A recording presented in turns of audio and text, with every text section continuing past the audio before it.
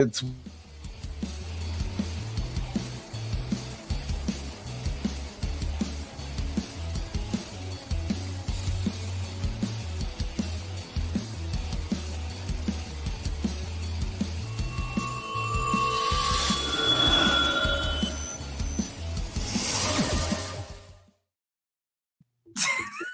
God bless you. Thank you. Wow, you are quick. You have those saved on your computer. How's everybody doing? Good evening, all you minties. Oh yeah, go ahead. Do your thing.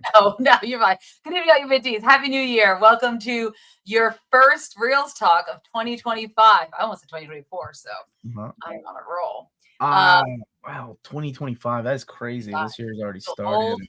That means that for me, well, yes, now we're the start. Yeah, this is it. What do you mean, just for you? Not for me? What does that mean? A lot of stuff happened. A lot of great albums came out 20 years ago in 2005. So. Really? They did? Yeah. I can't think of a single.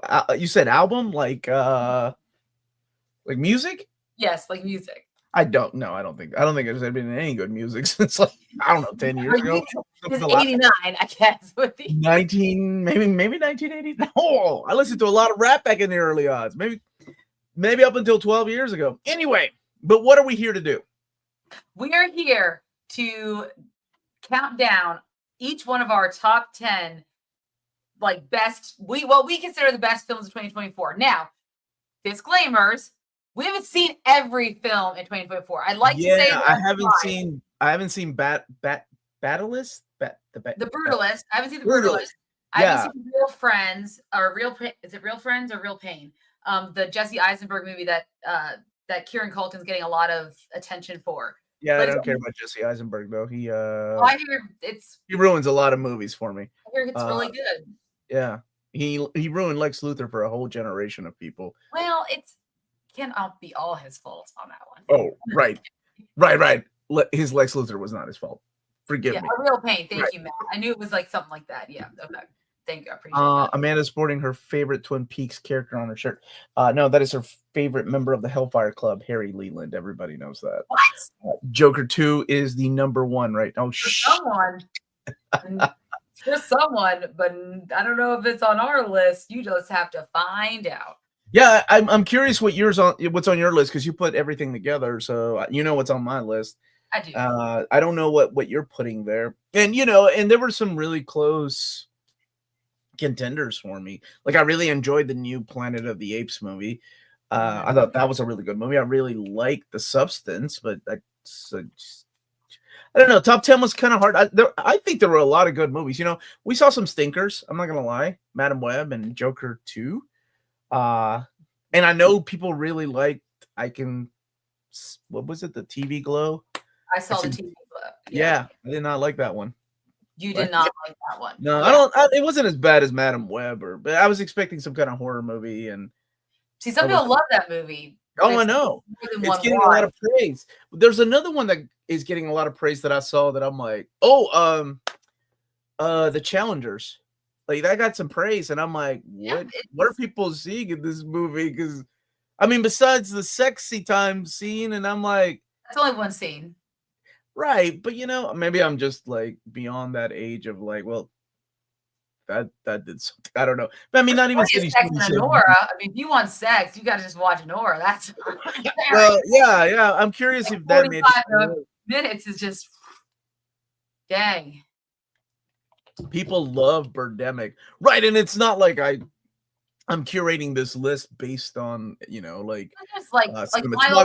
There are things that I do enjoy. Oh, there's a happy belated for you, Amanda. There you go. Thank you. For my buddy Maya, our cousin Maya. Happy New Year, everyone. So I didn't see all the movies I wanted to see. As a matter of fact, some came out in December, but again, I'm sure some of those will be up for some Oscar nods. So maybe by the time the Oscars come around, I'll be able to see it. I'm hoping that's the case because there's quite a few I still need to see. I say quite a few, but I've actually seen a fair amount of the ones that have already garnered a lot of praise. Mm-hmm. But everybody's list is different. I assume. I don't know. I haven't, outside of the ones that you and I looked at, I haven't seen anybody else's list. I will tell you, I did watch some other reviewers. I'm not Mhm. gonna. I don't even remember their names to name names, but some of them put like Megalopolis and Joker 2 on their Well, I list. want to see Megalopolis because I love Martin Scorsese. I wasn't a fan of Joker 1, so I didn't expect Joker 2. Dude, even the score threw me off because I'm like, this sounds like a low budget porn, like playing in the background. I'll give it to you. I'll give it to them for that point of view tennis ball scene, though. That was pretty cool. I hadn't seen that in a movie. Ultraman Rising, that was pretty good. I like that. Megalopolis is so bad. It can't be as bad. It can't be as No, bad. it. It can't be Yeah, as I was gonna say. It wasn't. It can't be. Oh, it was Coppola. That's right, Coppola. And he'd been yeah, working on that movie for a long time, right? yeah. It was. It's supposed. I don't know if it's supposed to be his magnum opus or it's supposed to be like a. It was something. It was something. It's There we crazy go. to think about that he's still making movies. But then again, there was a movie that almost made it on my list, and juror number 2, and that was Clint Eastwood. Guy's like, what, 91 years old, directing movies. Yeah, I saw Juror 2 too. Well, I told you that I told you where you can watch And I it. dug it. I dug it. I don't know how I Yeah, feel about the ending, but I dug it. How can you I'll rank tell the you, this best was movies of the year if you haven't seen Craven? No, hell no, I ain't seen Craven. I we just have saw not. Wicked today. I did see Wicked today. Yes, Um, we watched that together because I actually, bought. yeah, there's a couple of movies that I watched kind of like back to back recently. Fresh on the mind. I liked it. It didn't make my top 10, but I did like okay, no more spoilers. Omar Kevin Smith. I saw it. Made the 430 movie last year based around him and his friends screen hopping and sneaking into as many as possible movies as possible in the 80s. As a fellow Gen Xer, of course I snuck into movies back then, man. It was great. The 80s were a different time, that's for sure. I think it captured the 80s a lot better than a lot of other movies, but still had to abide by the new standards that we live in. How about that? I'll just put it like that. Because you can't say the things you used to say in the 80s without some kind of big disclaimer. Unless maybe you're Quentin Tarantino or somebody, but Kevin Smith isn't, unfortunately. Rumor has it that rumor number 2 might be his last. Oh, Coppola. Uh, hmm. The Substance was one of my favorite. A lot of people loved it, man. Like a lot of people loved it. Happy New Year, everyone. You too, Elon. Thought Wicked was very good. I did too. We could talk about that. I'm sure it probably made it in Amanda's list. Craven made me eat a meat drink cereal. Now I'm curious, how long is it going to be till it's on Netflix? Because that's where Madam Web ended up. So I'm assuming that Craven will too. And if Sony, even though Sony blames the Sony CEO, blamed critics for the reason Didn't he why do the same thing with Madam Web? Like, dude, well, he's saying in general for all their movies, they're blaming the critics. the critics. Venom: The Last Dance didn't even do that well this time around, as opposed How much to did Venom 2 do compared to Craven? I know you're going to ask me that. Or three. The third one, at least. Alex, how you doing, buddy? I know it made quite a bit more money than Craven because. Yeah, I actually talked to Bruce. He actually liked Wicked. He watched it like about an hour before I did. So I'm glad that he enjoyed it. The Jesse Eisenberg movie, Real Pain, is on Hulu. That's why I can't see it until, well, my list might change. I really want to see Kieran Culkin in it. I love Kieran Culkin. I love the story he tells. Oh, you liked him in Did you like him in Signs? He was really good in Signs. No, I liked him in Igby Goes Down. I love him in Succession. I loved him in Scott Pilgrim as well as his gay friend, like roommate. I thought he was hilarious. But I love the story he tells about how he got the role in A Real Pain. Jesse Eisenberg didn't ask an audition, never saw him in anything, apparently. I guess never watched Succession or anything else. But they met at a party. He doesn't know he's Macaulay Culkin's brother? Well, I'm sure he does. I mean, they met at a party. They had a conversation. Okay. And the next thing you know, he's calling him up and saying, I want you to be in this movie. He's like, would you want me to read for you? He's like, no, I just think you'd be perfect for this role. And it was originally it's supposed to be Jesse Eisenberg's role, but Jesse Eisenberg liked him so much in the role that he switched it and then made Kieran Culkin that role.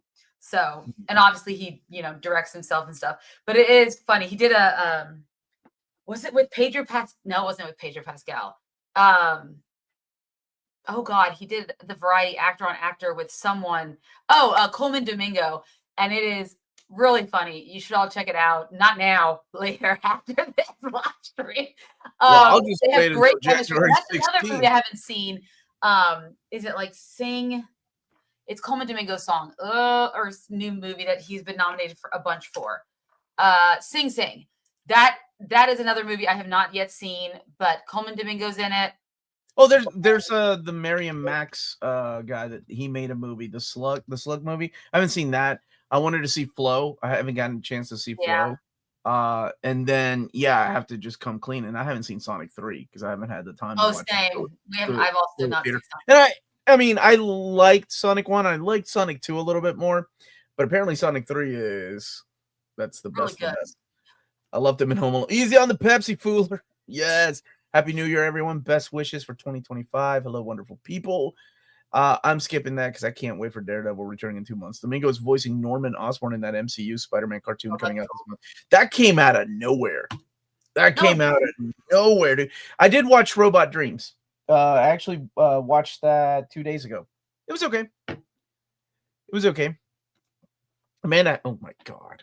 Have you seen the Fallout Boy spinoff of Real Pain? It's called Champagne for My Real Friends. Real Pain for My Champ. What is he talking? What is this? That's a song. That's a song. Which I got to see live in All Your Friends Fest back in August of 2024. It was their April song, which is awesome. Because I had heard that live since like 2007, I think. So that was really cool to see that live. Anyways, but yes, Sonic the Hedgehog 3. I think it might be a lot of people like it better because it's more focused on the Sonics or the Hedgehogs. I don't know. The video game characters. Sonics. The humans are still a part of it. So what I've heard from what I've read about it. But I watched Saturday Night. I thought it was pretty good. Yeah, I liked it too. I thought it was. I don't know. I'm not gonna spoil it, but it didn't make. It didn't make my top 10. I thought it was pretty good. I really like the guy that played Dan Aykroyd and the guy that played Chevy Chase. I love the fact that they kept Milton Berle's the myth of how gigantic his dong was in the story. And there's even a scene with that with Chevy Chase's girlfriend. I did not like the guy. Like, there were a couple problems I have with the casting, just because I really love Saturday Night Live. I didn't like the Belushi guy. He was okay. Like, but I didn't like Lorne McDonald. Not Norm McDonald. Lorne Michaels. I thought he was too young. But he was young though. This dude looked like he was. No, this guy looked like he was early 20s. Have you seen his picture? Young Lorne Michaels. Yeah, but he was like at least in his 30s. Anyway, I thought he was. I didn't like him, and there was somebody else I was like, but yes, I do like the idea that it's like 90 minutes before they go Saturday Night Live. I thought that was cool. That was cool. Well, see, that's what I didn't like is the decision to make it, because if you are not a fan of the original Saturday Night Live, like if you didn't follow it, read up like on it, you may not know, like all the characters are not introduced really with their names. You may not really understand what's going on. And so it's a bit of a madhouse, but that's so you may not appreciate it as much as if it was filmed and told as a story in a different way, right? That's the only thing that I had with that, because even I don't know all the lore of the early SNL, because remember, my SNL would be like from like Will Ferrell and on, right? That's my SNL. That's what I know most of. Those are the people I know. So I don't know a lot of the previous stuff unless I read someone's like biographies or, uncensored books about it and stuff like that. I have one. But I think that was my biggest issue with Saturday Night Live, is just the way the story was told, because you really do have to pay, not that you don't want to pay attention to the film, but you do have to pay attention. And if you're not a massive fan, there's things you're probably going to miss that would probably be really funny if you were someone like you who understands the lore and stuff, like the dong thing. I just remember renting a lot of those and then watching the replays of the 70s, because I did like the guy that played Garrett Morris, because to me, Garrett Morris was one of those guys like, what is he doing on Saturday Night Live? And he kept asking that question. He's like, what am I doing here? Yeah. Like, I'm an actor. Hey, what am I doing here? Is it Lemoyne Morris? The actor? Yeah, see? From New Girl. Lorne Michaels was 31 when SNL started, and the guy that played him was like 20, something like that. Mm, He I looked, need to see dude. that He kid. looked young. He did I'm gonna not look like IMDb that now. I need to see that kid's age. 'Cause I feel like Gabrielle Lamorne Bell, that's his name. Morris. Thank you, James, and thank you, Bruce. The main man, Terrence Howard, hosts SNL. Didn't know Rachel Sennott was going to have such a big role in that. Amanda's SNL was 1995. Yeah, That's 96 is when I stopped. accurate. Yeah, the Belushi actor was picked for his looks, I guess. And it wasn't like he was terrible. It's hard, right? It is really hard To be to John Belushi. become these people. Because if you think about it, to a whole generation, these people are the characters they played in SNL. So when what's his name, Dan Aykroyd's practicing as male prostitute, right? Like you're like, oh, that's him playing Dan Aykroyd playing, and that character didn't debut until a couple seasons later. And either. Dylan O'Brien is fantastic as Dan Aykroyd. I liked him a lot. And then the gentleman who played Chevy Chase, really liked him. I thought he did a good I'll job. watch it again. Yeah, I thought he was excellent. I got my OG Saturday Night Live education in the late 80s. Thanks to Nick at Night. There were a lot of replays happening. It's Lamorne. But he's been nominated, I think, for a Golden Globe for that, for his role, because he's. Yeah, I am curious what everybody's favorite era, before we start with our top 10, even though Saturday Night didn't make it in mine. I don't know if it made it in Amanda's, but I am curious what everybody's favorite era of SNL is, because I think everybody has a different era. If you're in America, right? I don't think they played a lot of this outside of the US, maybe in Canada. But for me, it's always like Dana Carvey, Kevin Nealon, Adam Sandler, Victoria Jackson. Early 1990s? Late 80s. Yeah, right after Julia Louis-Dreyfus left, and right after Eddie Murphy, those guys had left. Going back, I would love to build a new cast, all time 10 members of SNL. That would be awesome. The actor that played him is only 22. That makes sense. Yeah, because I just realized, I looked it up, and he was in the Fableman. That was and I think it's because I'm just getting older that I'm like, that dude looks way too young to be Lorne Michaels, to be running Anyway, Chris Farley, love that dude, man. Phil Hartman, that was my era. That was my era. And even when Adam Sandler and those guys got fired, I still watched it. Yeah, man. I think it really depends on your age. Depends on your age, though. If you grew up, Amanda's a little younger than I am, so of course it makes sense. Hers would be Will Ferrell and Jimmy Fallon, Molly, what's her name? Molly Shannon. Yeah. Tina Fey. Tina Fey, which is great. She's great. And some, a lot of them had amazing skits and things like that, and they've all gone on to do amazing things. Most of them. Most of them.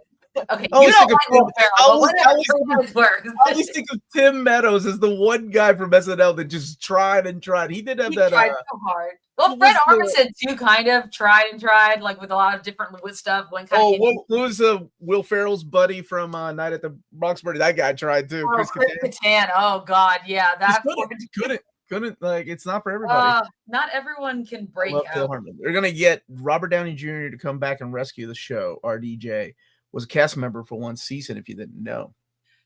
He was. I don't think I did. He was? Really? Yeah, he was. All right. Yeah, the ladies, man. He had a skit. They made it into a movie. Oh man. But then again, they did a Sprockets movie, which was god awful. John Lovitz. Dude, John Lovitz and Tom freaking Hanks. Where the two dudes are trying to pick up old women on that boat. They're on a senior trip, and they're trying to hit on these old chicks. Oh man, that is one of my all-time favorite skits. Yeah, and what's funny is I've never watched, I never obviously live watched the 90s stuff, but because of a lot of those actors going on, like Adam Sandler, for example, and becoming famous, I got to see a lot of that stuff on the back end, because those actors at my time were now movie stars. Right. So now you're even with Wayne's World and stuff like that. Right. Mm-hmm. So, yeah. A lot of these guys, we didn't know we're going to blow up, and they did. Are we both fans? I mean, I love 51st Dates. I like Adam Sandler. I don't like all of his movies. Some of it's. Oh God, no. It's not humor that's geared towards me. What's the one, the Huey Saves Halloween or The Cobbler or I will say Click like surprised me. Yes. Click surprised me. Like, Oh, it's dude, that man. stuff. When he can get sentimental, and that's when I'm like, that's a good Adam Sandler. Now, I watched Funny People, which is not funny. And his Which one's character, funny? Oh yeah, how that's he was what's a his name comedian though. who thought he was dying of cancer, and Yeah, then but found out that's halfway more through what's his name? The Seth the guy that Rogen. no, the guy that makes those movies, like 40-Year-Old Virgin and Oh, what's his Freaks name? and Yes. Geeks. Yes. Oh my God, why can't Judd I think Apatow. Judd Apatow? Like Thank you. that's more of his. Like that's why I'm not the biggest fan of his movies. I love Freaks and Geeks, but his movies all have the same kind of formula that I don't know. Just kind of it doesn't do anything for me. Big Daddy. I think Big Daddy did really well at the box office, though. It did. Big Daddy did really Little well. It Nicky, was still killing it. watch Little Nicky. I actually like many Sandler movies. Oh my gosh, Jack and Jill. You remember that one? The one where he plays his sister? Yes, and that's the same. Like, awful. It's really a mixed bag with him. Amy mixed Poehler bag. was late 90s too, I think. Yeah, she was. Was She she? was really young. Yeah.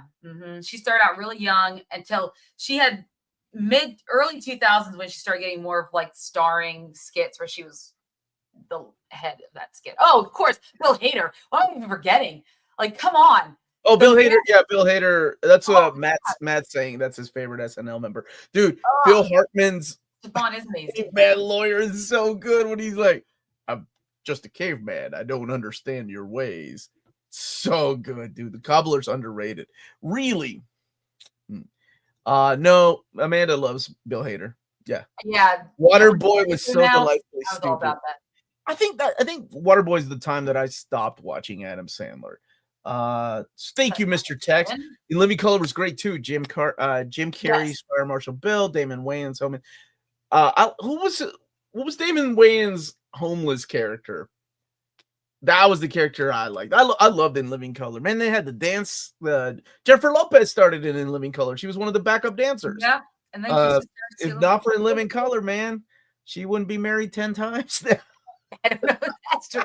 I was gonna say Selena would probably be the reason that she's able to be married. Right. The new meme going around is that from the animated saying, yeah, my daughters know about 8 Crazy Nights because there's a meme going around. And they started quoting it. And I'm like, whoa. We were driving around a couple days ago. I'm like, how do you all know 8 Crazy Nights? Yes. That's how the internet works. That's how Amanda, that's how Deadpool got so popular. Because before that movie came out, these kids were like, oh, that's the funny guy that talks to you because of memes and gifs, and it's crazy. Omar, what do you know of Alex Ross's Marvel's Earth X? I know I like it, but it's not just Alex Ross, it's Sean Paul Leon and Jim Kruger. Love it, man. It's good. Original cast is great for the best of compilations. I remember watching Eddie Murphy, but my jam was Carvey, Hartman, Jackson, Miller. Oh yeah, dude, that was the era. I missed Murphy by that much because I mean by that time he had already blown up with Beverly Hills Cops, right? Like when those movies were coming out, he was huge. All right, Panda, but we're here to talk about our 2024 top 10. We picks. Sure are, and we both have different opinions. So I'm curious what. Okay, she's starting. No, I'm very curious. So we're gonna do this where we're give Omar's top or Omar's number, then my number. So we're gonna start with Omar's 10. Oh, it's not ladies 10. First. It's age no, before. Well, probably beauty before age. Who put it in there? Okay. Makes me happy whenever someone other than me mentions Pauly Shore on these streams. What about Chris Farley, Beverly Hills Ninja, and Almost Heroes? I'll give you Almost Heroes is the one with Matthew Perry. Yes, and I like that one. I'll give you that one. Beverly Hills Ninja had one or two moments. That's Chris Farley's wasn't my kind of comedy, but that's again, I have very specific. I don't know what my comedy is. Anyways, all right. So this is our top 10 of 2024. Omar gets to go first, and Omar's first film is Transformers 1. Yes, I liked it. Look, here's the thing with movies for me. Movies are about an experience. And if my kids and I are having a great time watching a movie, laughing and cheering, that to me is a memory that I will always cherish. So it's not just about like cinematography and lighting and soundtrack and pacing and directing. Sometimes it's just about going to the theaters and having fun. And this movie brought a lot of fun. I am heartbroken that this movie flopped. I think Bruce told us, I think in one stream, that it did not do well.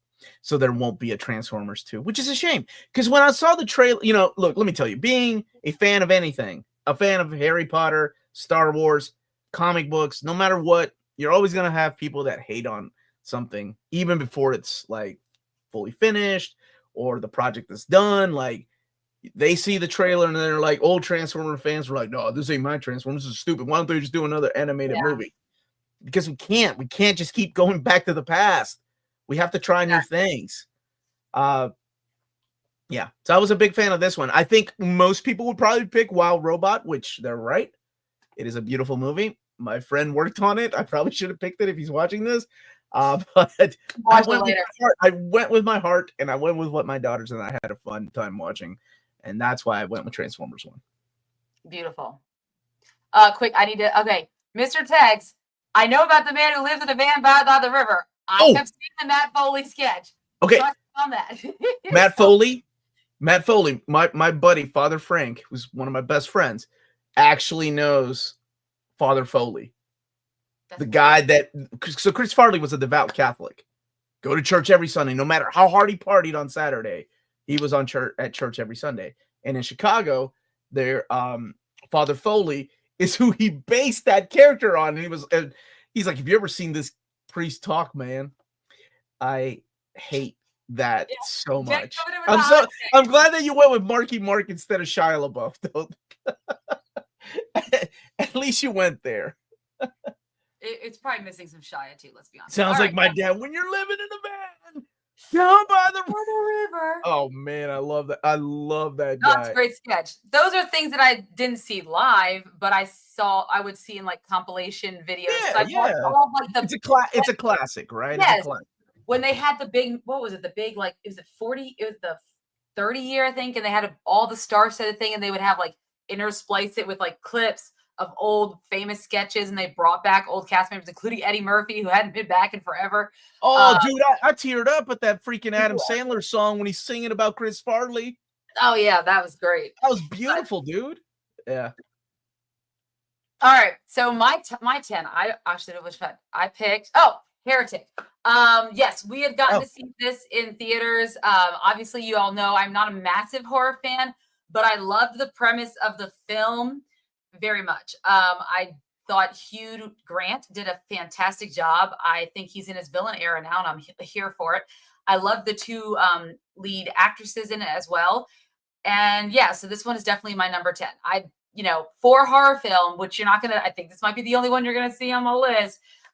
This one really did a lot for me. So Heretic is my number 10. I like that one. All right. Your number 9. My number 9 is, drum roll, The Remarkable Life of Evelyn.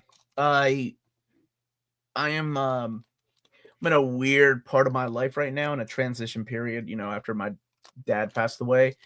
This is a documentary. It was on Netflix that I found. It was right after he passed away.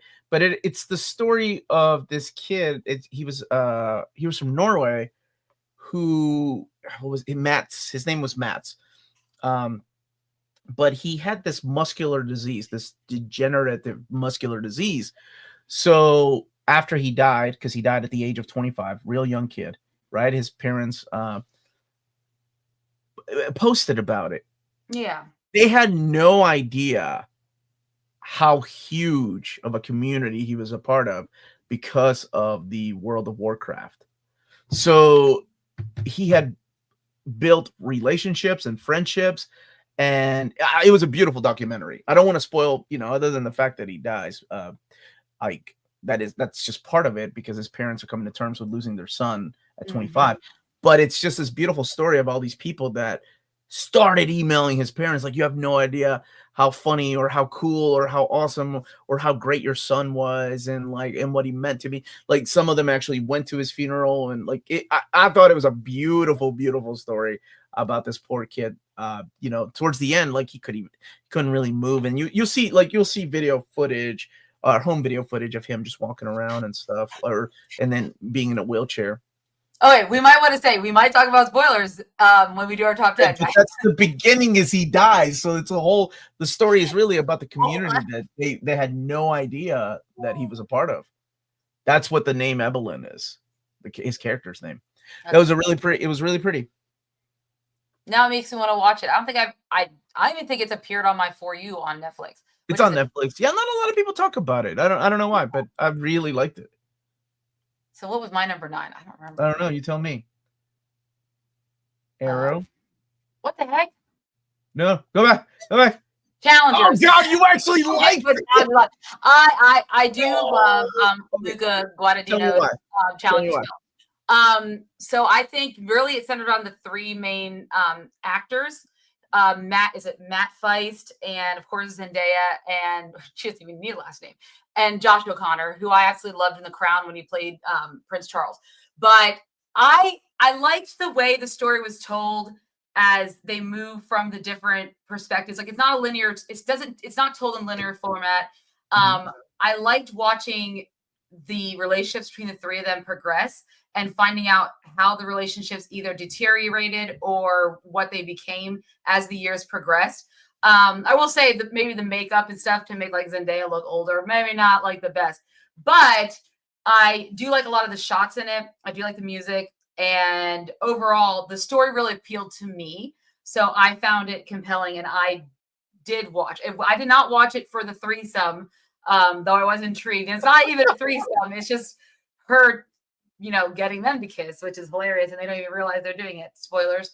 But I love see that already. I love tennis movies too, so that also helps. Like, yeah, I'm a big fan of tennis movies. What's his name? Wimbledon, or Will Smith's movie where he won an Oscar.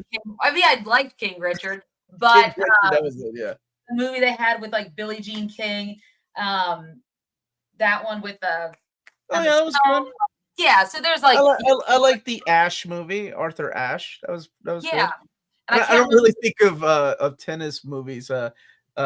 What's the one, the Andy Samberg one,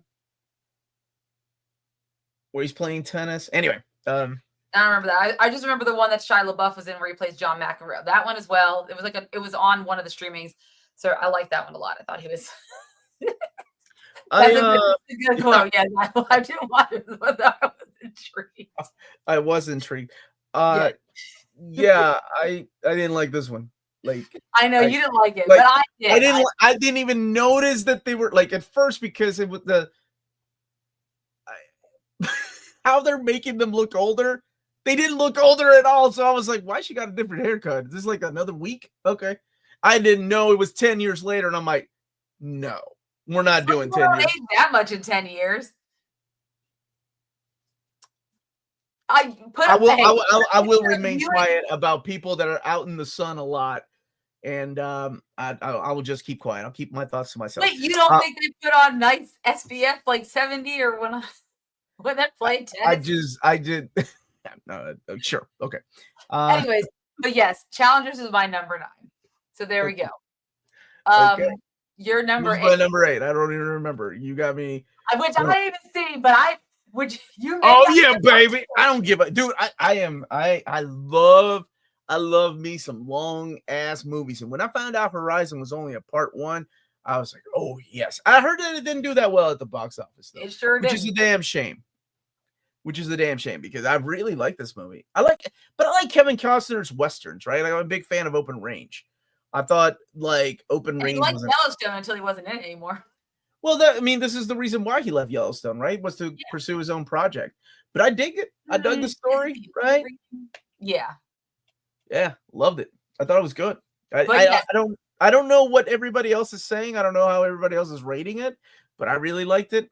I think it wasn't at the box. I think it was actually Bruce that told us it wasn't at the box office very long.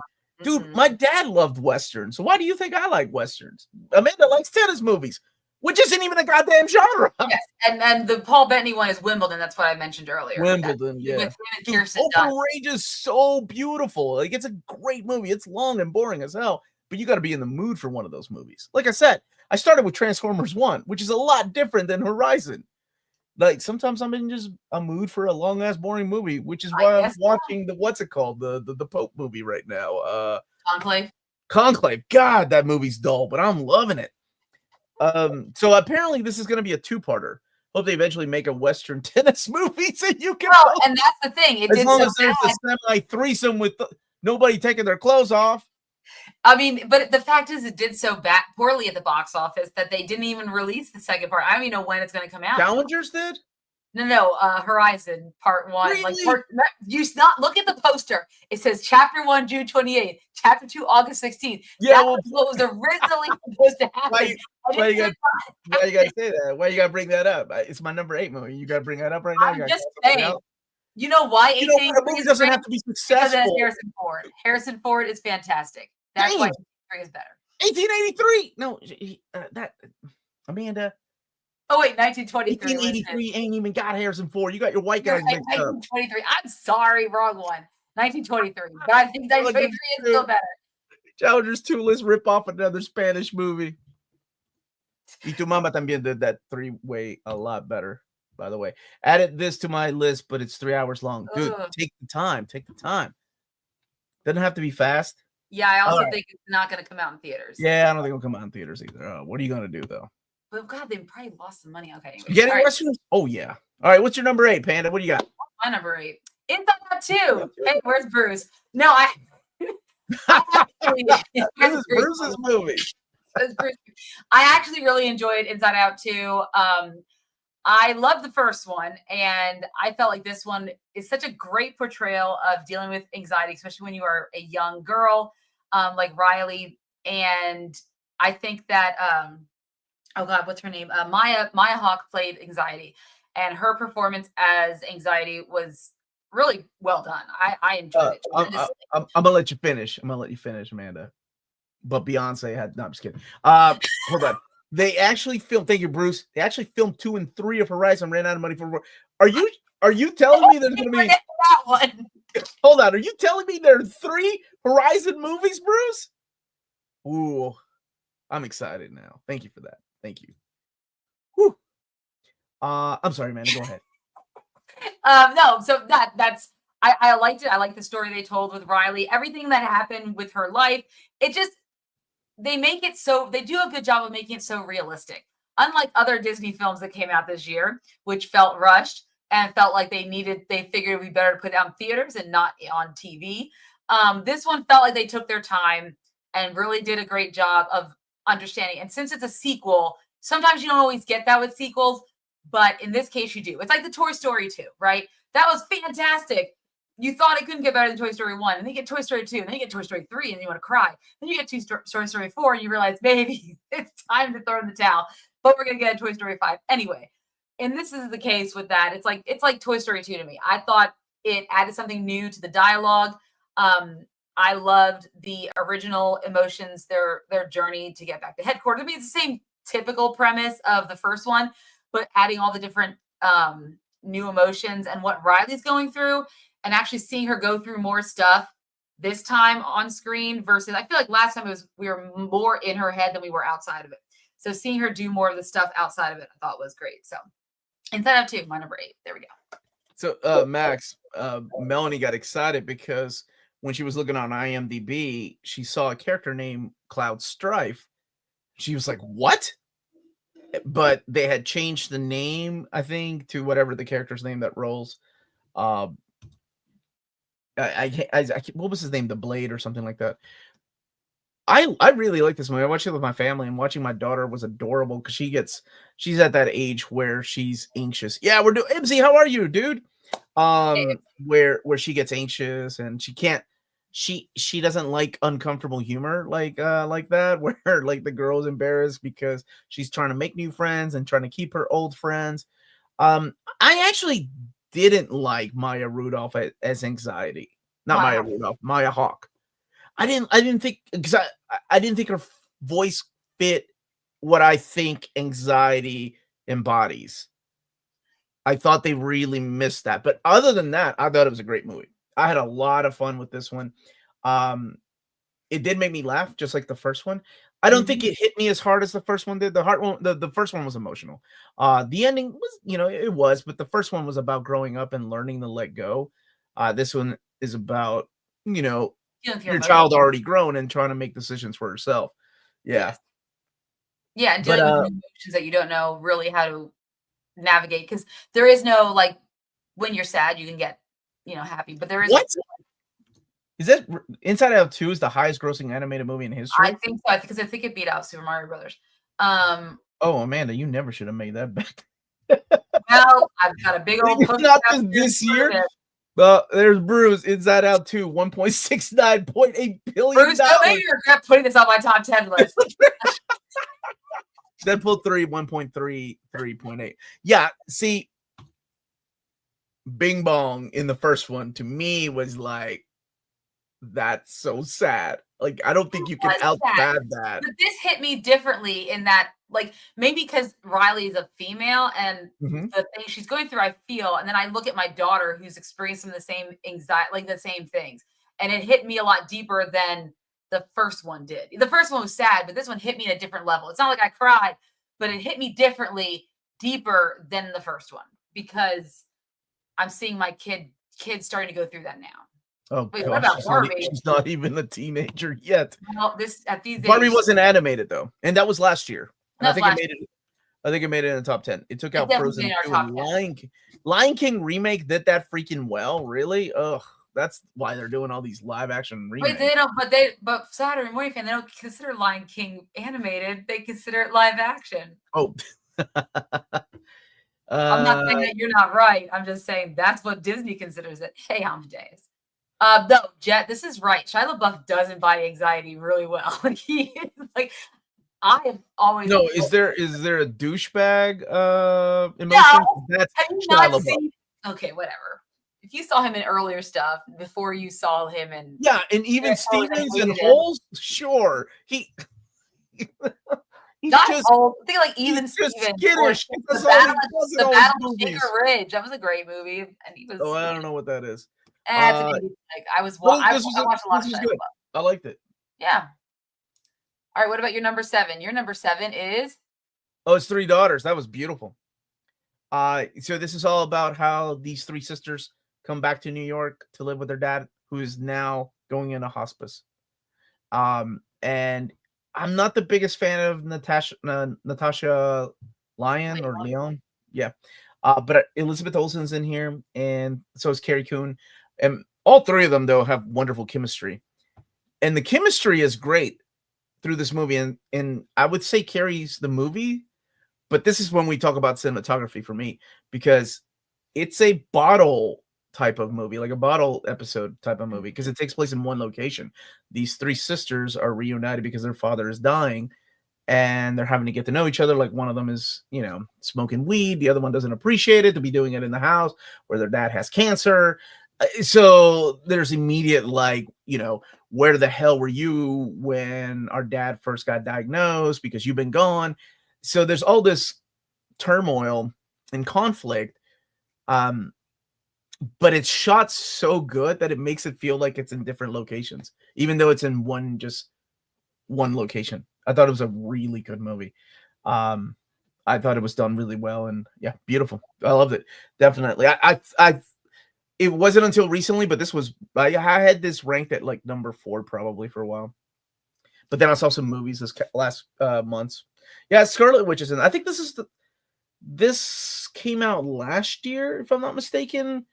It was in the independent film festivals, and then it got released on Netflix. I watched it on Netflix. I think Netflix ended up buying it. Well, it makes me want to watch it now. I have never seen this film. It's funny, and it's a tearjerker, and it's the kind of thing that I needed. So I loved it. That's awesome. Deadpool and Wolverine was awesome, especially when Elektra. Was. Yes. I need to see this movie. It's great, man. It's great. Oh, what you got, Amanda? What's number 7 for you? The Wild Robot. I'm glad you put animation. No, this movie. I did not know what I was getting into when we walked in that theater, and I did see it with my daughters. But I thought the story was beautiful. The animation is gorgeous. I loved all of the voice acting. I didn't even realize that the fox was Pedro Pascal until I looked him up on IMDb. It's a great film. I think everyone needs to watch it if they get a chance to. It's very moving. It's very great. It's a very good script. And, as someone who, is a parent, and as your kid gets older and you have to navigate when is the right time to let them go, and when is the right time to, like, how much help do you give them, and when do you push them, and all that stuff. I think it was beautiful. And yeah, it was definitely my number 7 for this year. And I've seen it now so many times because we own it. And my 3-year-old always like, robot, put on the robot movie. So I watch it a lot. I don't know about best picture, but I would love to see it get best animated feature. What is up for best animated feature this year? Inside Out 2? I'm sure it is. Holy crap, that's gonna be hard. Yeah, I'll have to look at the Golden Globe list and see what. I forget who's been nominated for the Golden Globes. This is good. I liked it.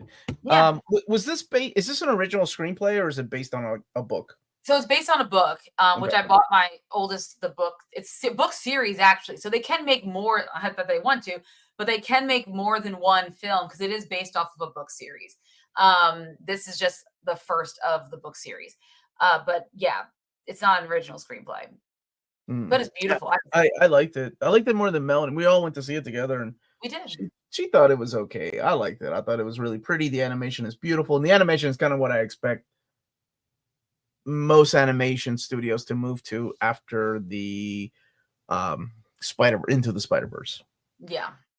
It's that type of beautiful animation. Exactly. And I love that. I love that because of things like Spider-Man, we can start exploring different types of animations that gets more widespread recognition and not just a indie little like Marcel the Shell shoes on. So. All right, Omar, what is your number 6? My number 6 is Dune 2. Now we're getting into the artsy stuff. So when I think of like cinematography, I thought of Furiosa. I thought Furiosa was excellent as far as cinematography, but I think Dune 2 had it beat out, at least for me, with the shots and also, just actual settings that they have. They had to go and fly different locations. Granted, they added a bunch of CG like giant worms and all this machinery and stuff, but this was an excellent movie. Like, I think I liked it more than 1, and I really liked Dune 1. I thought Dune 1 was an excellent, and I don't want to spoil it, but if you've read the books, like the book series, or the book, it seems to be going in a different like story-wise, it's going in a different direction. Yeah. I'm liking I'm liking where it's going though, because it's different. Yeah. But now this is the threesome I wanted to see: Florence Pugh, Zendaya, and Timothy Chalamet. Maybe you said it's going in a different direction than the book, so there's always a possibility. Well, I don't want to spoil who Florence Pugh is, and that would be Timothy Chalamet, man. I'll tell you, yeah, that would be, dude. Austin Butler's character is so awesome. Made me forgive that horrible Elvis movie that he did, but that wasn't his fault. It wasn't his fault. I slept through. Tom Hanks have that weird accent. Bad movie. Hot takes. I slept through 1. Yeah, 1's a little boring, and I get it, but it's my type of boring.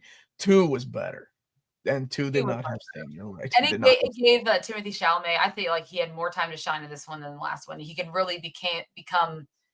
What's his little term? The Messiah. What's they call him? The oh God, what is this? Not Messiah. No, I know, but what's the term? Hold on. Someone in the chat knows. Anyways, I don't know. I can't remember it off the top of my head. Lisan Al. What's that? Lisan Al Gaib. Yes, that's what it is. Al Gaib. That's it. Yes. I haven't seen. I don't know if you've seen it, but have you seen any of the Dune show? Legacy, I have not yet. It sits there on Max, like being like, you should watch this, and then I watch something else. So, I haven't seen it either. I don't know if it's getting love or if it's like not good or what's going on. It's funny because I'm waiting for part 3. The people that I watch who do reviews of TV and movie, none of them have done anything around that show at all. Which is weird. Okay. Okay. Yep. But yeah, that's mine. Prophecy. That's what it's called. Sorry, not Prophecy. Legacy. Thank you, Max. All right, so my number 6 is also Dune. Oh, For shit. That's what many of the same reasons that Omar said, many of the ones I have also expressed. So I'm excited for part 3. I think Denis Villeneuve is fantastic. So he's a great director. Yeah.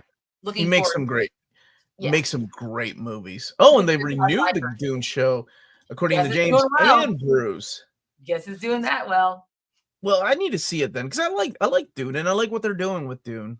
What DC movies are we excited to see? Superman. Yep. I need to And watch. until then, that's about it. Need to watch Creature Commandos. We'll do our most excited movies for 2025 probably next week. Yeah. Yeah. All right. Glad you ranked it. I thought you would rank it higher, honestly, but I'm glad that you have it on there. I thought it was an excellent movie. I know we went to see it together. A lot of these, I think we went to see together, with the exception of like Transformers and Wicked. I think, which I assume Wicked will be on your list. Maybe you don't know where it's going to be. Okay. I just assume since you've seen it 3 times. Number 5. Oh yes, Alien Romulus. Absolutely love this movie. I am a huge Alien freaking fan. So to find out that the movie took place in between Alien, actually about 20 years after Alien and before Aliens, makes me happy, right? Because we have this whole era that wasn't really explored in the movies. It's been explored in the comic books, but not so much in movies. So I always wondered, like, oh, which way they're going to go. This is another one of those movies that made me feel, oh, Jesus Christ, these are young kids. They all look so young. And I'm like, oh, they're in their 20s. I'm just getting older. Seriously, that's crazy. Young, I guess. Okay. I mean, I don't know, man. There was a time when I was in my 30s and I'm like, oh, not that young. But now in your 40s, you're like, those are some young kids. I love the practical effects. I only have one minor gripe. I don't want to spoil what it is, but it is over usage of one character with CGI or CG. I know why. I know why, but using it one time, I would have been cool with. But the character kept coming back. I'm like, do we really need it? I think what I've heard a lot of people complain about is the like the cringe forced dialogue, like pampering, like to get away from her, you bitch. Like I'm like, I didn't mind that. Like I didn't care about that. Like I thought that was all right. Yeah, sure, whatever. Way. As long as it works. If it doesn't work, don't pander away. Yo, I made a joke. Okay, without spoiling it, that thing at the end haunted me. I leaned over to Amanda. I made a joke about what that dude looked like, and then we found out that thing was real. That dude. Wait till you're almost 60. Don't say that, Bruce. I can wait. I can wait. Yeah, I loved it, man. I thought it was an excellent movie. Practical effects. Outside of there is some CG, so don't be surprised to see CG in here. Oh, of course. The plot was good. My brother was arguing with me yesterday. He was like, "Oh, it was, what did he call it? It was stupid." And I'm like, "Yeah, but if you think about it, most Alien is stupid. Let's go and explore and get a face hugger." And then the Aliens is like, "Let's go and kill all the aliens." So, I mean, I think it's about the characters to me, and also the journey. I thought the music was good. I did like the score in this one. And I thought it paid a wonderful homage to like all the things that came before it. Because I didn't like what they were doing with, like, I love Ridley Scott. But I didn't like what they were doing, the way they were going with Prometheus and Alien Covenant. Although I'm excited to see what the third one is going to be about. Yeah. All right, Panda, what's your 5th one? What's my 5th? That's a great question. It is Deadpool and Wolverine. Deadpool and Wolverine. All right. Yeah, great movie. Yeah. Yes, this, I know it's not higher on my list. I mean, it's great because it pays homage to a lot of the Fox X-Men or Fox Marvel time period, and we get a lot of great cameos. I don't know if I can spoil that here right now, because apparently I said we're spoiling things, but now we're not spoiling things. But there are a lot of great cameos in the film. It's not higher mainly because when you really start, I've watched it quite a bit now, so I get to revisit it. And when I look at the plot holes start to show up and they kind of bother me. So that's where I'm like, okay, it's maybe not the best film, of 2024, but it is one of my top 5 films of 2024 for sure. I mean, just seeing the two of them on screen together, Hugh Jackman and Ryan Reynolds, was enough for me to get this up there. Channing Tatum as Gambit, of course, fantastic. Even seeing Chris Channing Tatum as Gambit, fantastic. I never thought I'd agree with you. It's so awful. I know you don't like you're not a Channing Tatum fan. Like I am. I mean, I've seen all the No. I get it. In comedic, I think in a comedic role, in a small role, absolutely. To be hearing that accent that he was going to use in a serious Gambit movie, I would have blown my brains out. But if they redid it, they wouldn't. They shouldn't make it a serious Gambit movie. It would have to be. If they redid it, they shouldn't cast Channing Tatum. They should cast somebody younger so we can have him for like 10, 12 years. Yeah, it's a good point. But I heard one of the cameos is joining the TVA in the comics, so now I'm curious about that comic book. Yeah, me too. That's interesting. But yeah, so Deadpool and Wolverine. There we go. Yeah, number 5, huh? Well, I'll here's a spoiler. That is on my list, but ranked higher. So what should I have 4? You really, went a lot higher than me. I did. I really enjoyed this one. It was either this or Late Night with the Devil. But I decided to go with this because I really like the conversations that Hugh Grant was having with these two young ladies. Honestly, and I know you're a fan, but the only negative thing about this movie I can say is that Topher Grace is in it. I would agree with that because his character seemed pointless, but yes. Well, not only pointless, but it's Topher Grace playing the same character in every freaking thing that he does. He's not, like, why? Anyway, I really like the creepiness and eeriness to this guy. And then, asking the question, is any of this real? Could this really happen? And then the ending, I still don't know how I feel. And that's why I put it up so high, because I'm like, you know what? I think the fact that I keep going back and forth to this movie, like thinking, what did happen at the end, like, makes me appreciate it. So yeah, if you haven't seen it, it's a great, I wouldn't call it really a horror film. It's more like a thriller. No? Mm-hmm. Psychological thriller. Yeah, there's a couple of jump scares and maybe a little bit of. I mean, there were some jump scares. Yeah. Well, Amanda jumps at like movie trailers. I jumped at like not even scary things. What did I jump at recently? You're like, we were together watching something, and I'm like, did you just jump? Yeah, I don't remember what it was. You were like, I really liked it. I thought it was good. My daughter went with us, and she really enjoyed it too. That's right, she did. That was good. I'm glad that she went with us. Yeah, it was like one of her favorite movies this year. It was pretty wild. The whole, like, once you really knew what the premise was, it was pretty wild. I mean, it was interesting. And also, Griffin X, you started earlier. You started earlier in the day when you're still awake. Was anyone aware there was a Swamp Thing movie before the TV series? There were 2. Yeah. Swamp Thing and Return Something. There we go. And there was a TV show in the 90s and a new TV show that was unfortunately canceled before he even started. And it had a Swamp Thing reference. That's right. Topher Grace is an okay actor. Yeah, you're okay.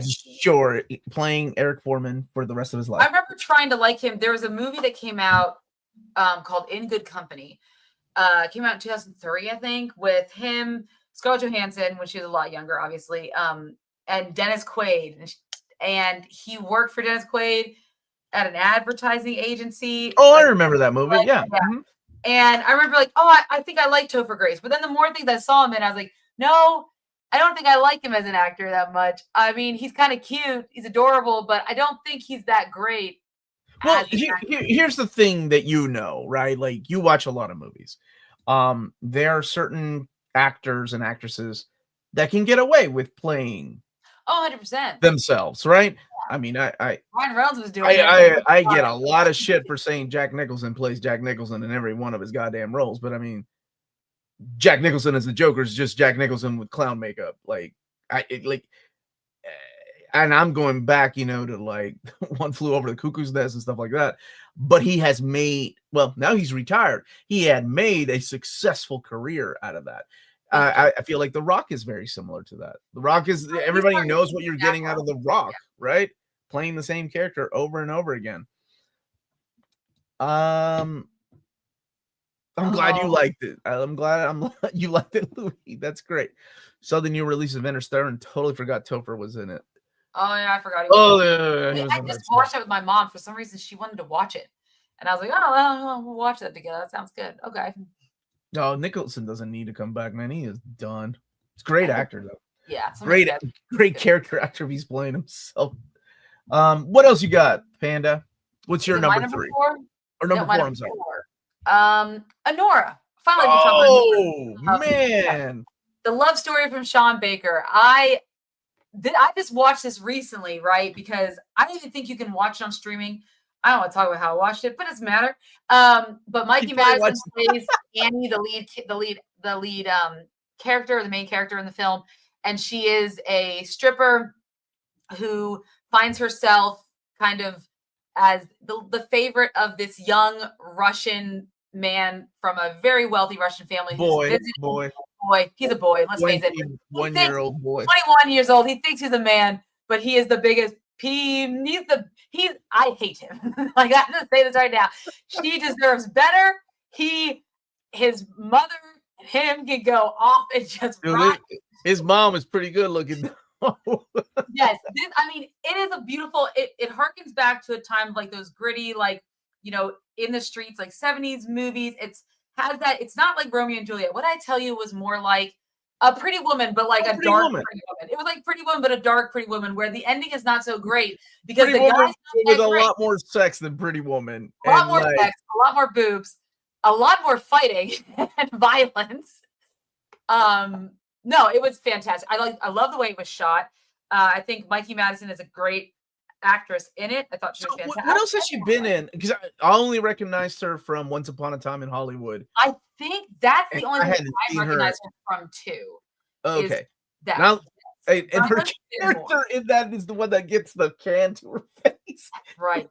She's in Scream. Oh, is she the older sister in Scream? No.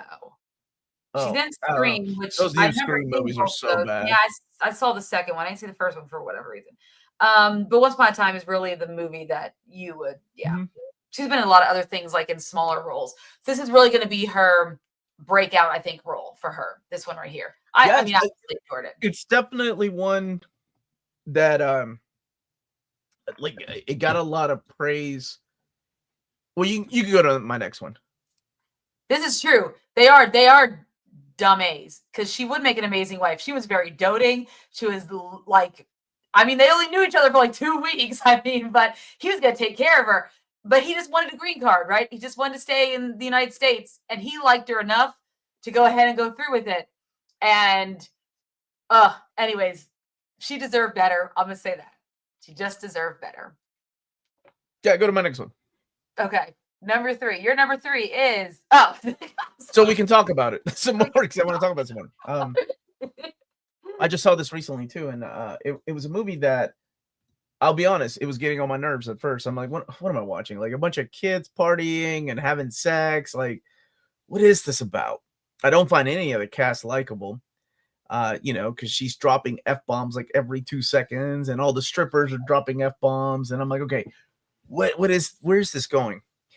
So there's a whole thing with the green card, and then what happens and how it becomes a comedy.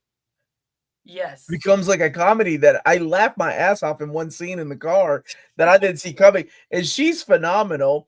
And because I had no idea what type of movie. I don't know the tone. I'm like, is this gonna go into a dark drama? Is she gonna get killed? What's going on in this movie?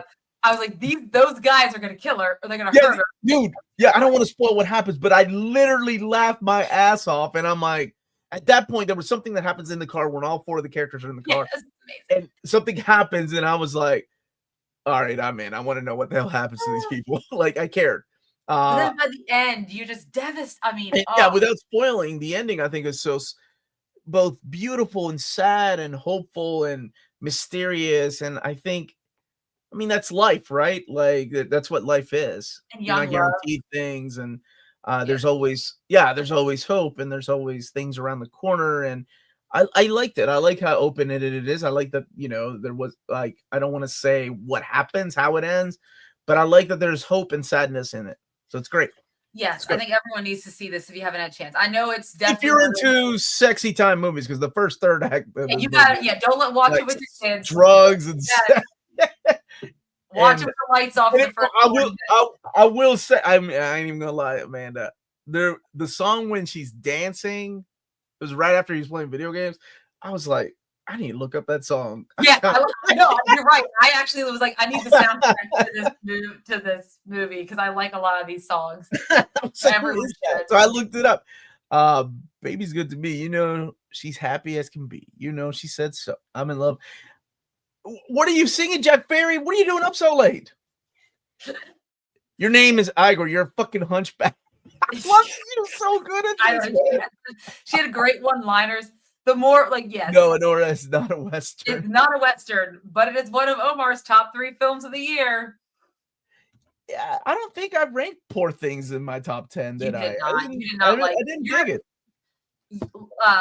Was it people seem to dig like that movie? You're not a big fan of that guy. Lorgos Lathamos. You're not a big fan of that guy. I don't know if you like a lot of his stuff. No. All right. What's my number? What's your number 3, Amanda? What is my number 3? We're in the top 3. I'm gonna say my top 3 it could in essence go either way. It's always hard for me. But I went with Nosferatu. We just saw this recently and I really dug it. I mean, we did laugh in the theater, but only because I don't know if it's like an awkward thing. It was great. I think Lily Rose Depp, those acting lessons really came in handy. I think she did a phenomenal job. I think go to sleep, Roy. I can't wait for you to get there. I really loved Willem Dafoe when you finally get to see his character, and then Nicholas Hoult is great in it. And then, of course, Bill Skarsgård's role as Nosferatu is fantastic. I love the way it was filmed. I love the way they used the shadows to be very reminiscent of the older film. And I'm a big fan of vampire flicks. I mean, some of my favorite TV shows are about vampires. Some of my favorite movies, books, and things like that are about vampires. So I love that they really, this is what I think Keanu Reeves' Bram Stoker's Dracula wanted to be, but could not be. Because this is really sexy without, you don't need like a bunch of like naked people. Like it's sexy in a way that it's not right. It shouldn't be sexy because I'm not going to spoil it. Wait, what? Well, because I mean, look. Nosferatu, like when he's talking to her. And hold on. Okay, let me just say. It should be sexy when you know what Nosferatu looks like. It should not be sexy. No, okay, go to my number 2. Go to my number 2. Nosferatu. I know. We keep talking about this. I'm not flustered. I am flustered. But that's how a lot of words in there you go. Words have a lot of power when it comes to building romance between two people, right? Like poems and songs. And yeah, he was pretty good with the words, man. He was pretty good with the words. Dude, Willem Dafoe always kills it. Always kills it. Like, he was great in this. The fact that they were walking around, like, I was like, oh my God. I am so impressed they did not use CGI rats. Those are real rats that are walking around. And I thought that was so awesome. Like, I'm like, thank you. I'm so tired of the overuse of CGI. It's so ridiculous. And I love that they use the plague, because that's what the vampiric blood, it is very much like it's like a plague, right? And it's a blood, usually plagues are a blood thing. And so I love that they use the plague as like the cover and using it as that analogy with what Nosferatu has, with his deal with the devil, if you will. And yes, so Orlok was great. I really liked his character. Lily Rose Depp, if you've seen Yoga Hosers, she's taken a lot of acting classes. She was good in this. Yeah. Honestly, the one guy I was really didn't like, and I was really trying to figure out why he was acting a certain way, and I want people to judge it for themselves and try to figure things out, was actually Aaron Taylor Johnson. I did I thought he was a pretty good actor in the past, and when I was watching him in this, I was expecting him to kind of steal the scenes. But then again, I guess it's kind of hard to do that whenever you got William Dafoe and you got Ralph Ineson, who's freaking amazing. Just his voice is so damn good, man. Yeah, one time it was like you've got like the Green Goblin with Beast and Galactus and Cassandra. Cassandra Nova. Yeah, we're like, right? we start naming all the different. Wow, it's like all the Marvel characters. Yeah. But Nicholas Hoult was fantastic in it too. I mean, for what he has to do in it. And Nicholas Hoult had quite a year this year because Juror number 2 he was in as well. We didn't. I mean, I haven't put it. Yeah, I like that guy. He's growing on me as a great actor. I really liked him in that J.R. Tolkien. Yeah, I'm ready for his Luther. But I like the slow pace. Yes, and it's in much like The Witch and much like what was his second movie that he did before Northman?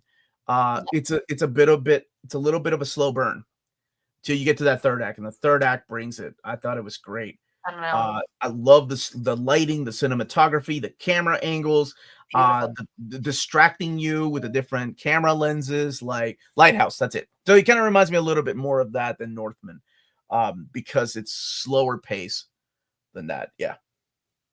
Yes. Dude, Innocent's voice is ridiculous. After 140 hours of Final Fantasy 16, he's ingrained in my mind. I've loved him ever since I saw him in it was Game of Thrones. He just had he was like 2 episodes of Game of Thrones, and I was like, that dude's voice will it just sticks with you. The subtext I got from this film was more about sexual assault. Oh yeah, 100%. Of a sexual abuser, yeah, and his victim. I mean, if you think about vampires, though, I mean that's what vampire stories have always been. It's the same thing with succubus and an incubus attack and all that stuff, right? Like the things that we fear in the night, and it's always got something to do with. It's always got something to do with something.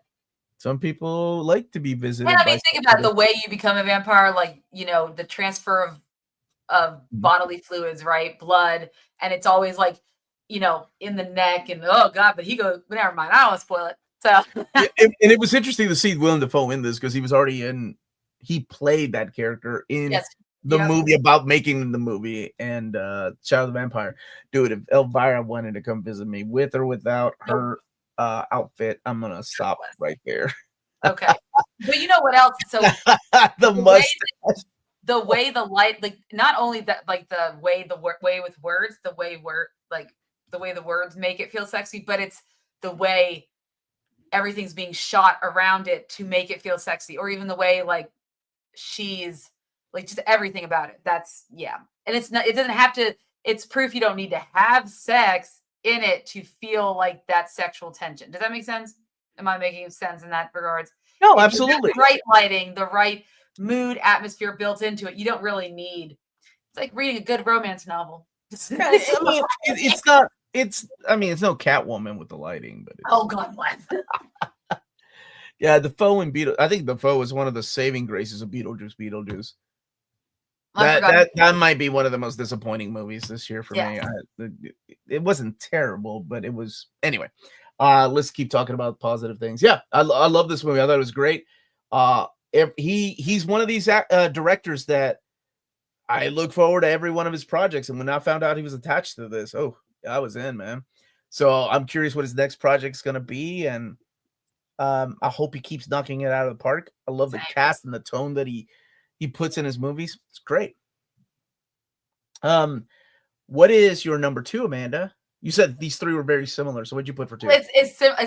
They could interchange any day of the week. Okay, so my number 2 is Substance.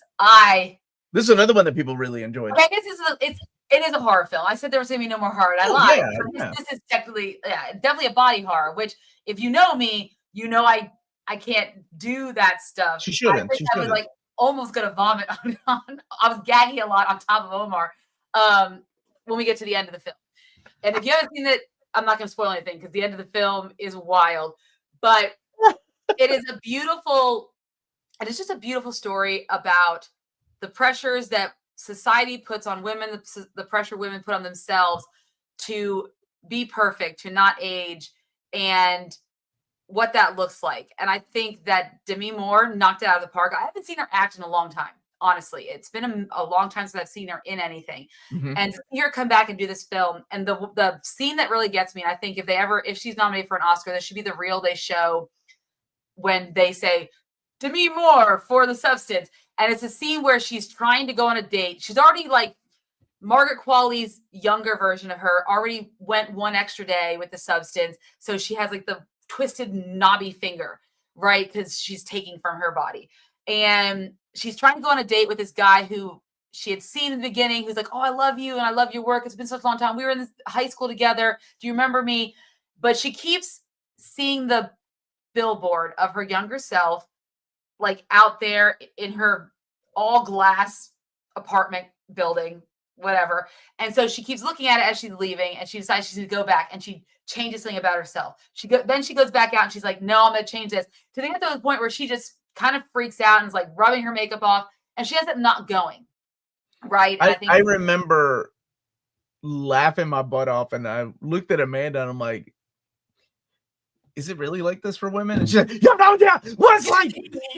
She's snapping at me. So this obviously is a lot more horror for her. And like, I'm laughing my butt off because I'm like, this is so ridiculous. Okay. But it is interesting to see it from another perspective. I think, because please correct me if I'm wrong, this is written by a lady, right? And it is directed by a lady. Poorly, yeah. So to me, I think I was laughing at parts that are probably, looking at it from a woman's perspective. You and Tommy, and yeah, you guys were laughing at stuff. Which, I mean, no, that's something Amanda's like, but it is, some of it's very, like, it is horrific. And the body horror is a lot. And it is very in your face. Like, there's the shots of, like, the cards and stuff that she gets, like, and there's like the glaring, like, air horn sounds and things like that. It is very artsy in that way, very in your face. They do not mince words. I mean, Dennis Quaid's character in it, who's her boss, who runs the TV, he is so in your face, like misogynistic, insane. The close up when he's eating reminds me of the Lord of the Rings. Such a good job. It works. It's supposed to be over the top. That's the whole idea. Because the whole premise is insane. The whole premise is insane. It should be over the top. How do you grow up? Wait, how does this happen? Like science-wise, how does this happen? How can you sew yourself back up? Oh, I wouldn't be able to do that. Like, just thinking about it, it's like, theoretically, it doesn't make sense. It's so in your face, and it has to be in your face. And that's what I love about this film. This is one of those films that sticks with me for a long time. Like, that is to me a mark. Same with The Nora, same with Nosferatu. That's why these films are in my top, because they stuck with me for a long time. Sorry. Anyways, I went off a tangent. Yes, this is Dennis Quaid eating. No, but it's your moment to shine, Panda. Yes, Dennis Quaid eating shrimp was so. It reminded me of the Return of the King. What's his name? He's eating the tomatoes, the cherry tomatoes. The only thing missing from The Substance was they're real and they're spectacular, but they weren't real, James. Yeah, that's okay though. She's still a really pretty girl, man. Margaret. She's a great actress in it too. I mean, I think she was good. She's another lady from Once Upon a Time in Hollywood. Yes, Tarantino just had an eye for those young girls, man. Like, okay, that came out the wrong way. Okay, that's weird. All right, young girls that would blossom into. God bless. I can't. No, any word you use are bad. Shut up. Like, it's gonna make him sound like a creep no matter what. And I ain't even talking about. It's easy to do. But no, seriously, if you think about Maya Hawke, it's true. Margaret, what's her last name? Yeah, and then the young lady that was in Anora, Mikey Madison. Yeah. All three of them were in that movie. Yeah. So I mean, if you think about it, that's some great casting. Way ahead. Yeah, seriously. Yeah. Okay. Good choice. Yeah, I like this one. It didn't make it in my list, but I'm glad that you put it on yours. Yeah. I had a lot of fun. We should put different movies in sometimes. Yeah, I had a lot of fun watching this. I like watching it with a group of people, because I don't know if you I don't know how you would have done watching this by yourself. You probably would have had to take breaks in between to go outside and breathe. Oh man, that bot. Yes, I would have. Yeah. All right. What is my number one, Amanda? Come on. This is Near Mint Condition, home of collected editions. Deadpool and Wolverine. Love it, man. I had a blast in the movie theater. It was a lot of fun. I I didn't know which way. I love Deadpool 1. I think Deadpool 1 is great. I think Deadpool 2 not as great because it's too much Ryan Reynolds. So I thought, oh man, there's too much Ryan Reynolds in Deadpool 3. That might be a problem.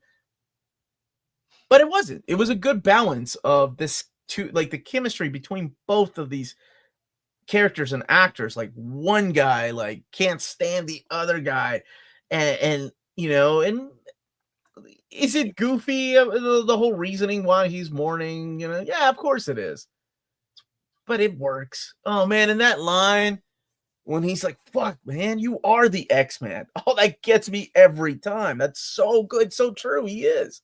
Wolverine's like the greatest character. I love that character. So yeah, this one, it's a great payoff. And come on, man, the soundtrack. It's a good soundtrack. Who would have thought? I got emotional. Like, oh my God, I got emotional over a Madonna song just because it was shown. Oh, dude, it was awesome.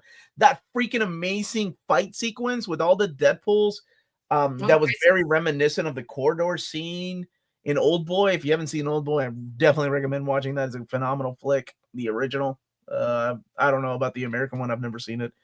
But yeah, it's good. I'm glad that I loved it. I loved it, man. It was awesome. As soon as Avril Lavigne started. Look, James is calling you out already, grinning ear to ear every second. Dude, it was a blast to watch it. Oh, it was a blast to watch it in the theater. My wife loved it, and she hates movies, because she teaches film studies, but she doesn't like going to the theater. She doesn't. If a movie's over an hour and a half, you are asking a lot out of Melanie. But she loved it so much. We watched it twice, and then I bought it. I had to buy the Steelbook. I don't know if Bruce is still watching. I had to buy the stupid Steelbook for $60 retail, which is insane. But that's just the way these 4K movies are coming out these days. But yeah, number one movie. I'm glad it's a comic book movie too, because it's been a long time since I've had a comic book movie up there in my top 10 as my number one spot. I love it. And it is a good movie. It's a great movie. It's a fun movie. You had it on your list, so I did. Not as high, but I still the top 10 is still top 10, dude. Still top 10 is still top legit. 10. There's other movies that could have maybe made the top 10. Like I didn't put Romulus on my list. And I did see it, and it's probably in my top 20 for sure. The Kingdom of the Planet of the Apes, same thing. Probably also on there. It's a great movie. Same with Juror number 2. Yeah, there's I like the Christopher Reeve, Superman. Seriously. That was an amazing documentary. It was hard to do the top 10. Okay, no Madam Web, I'm so sorry. Craven. Sorry. Come on, Matt. Don't unsubscribe because Craven's not our number one. Despicable Me. I forgot that movie came out. I didn't see it though, but I haven't even seen Despicable Me 2, man, or 3. I can't believe I've seen a lot of animated films this year. And when my kids were younger, and I don't know how any other parent feels like this, but I refuse to let my kids watch movies where the characters or a majority of the characters speak like the same word over and over again, because I feel like my kids wouldn't learn anything, and the Minions would just speaking gibberish.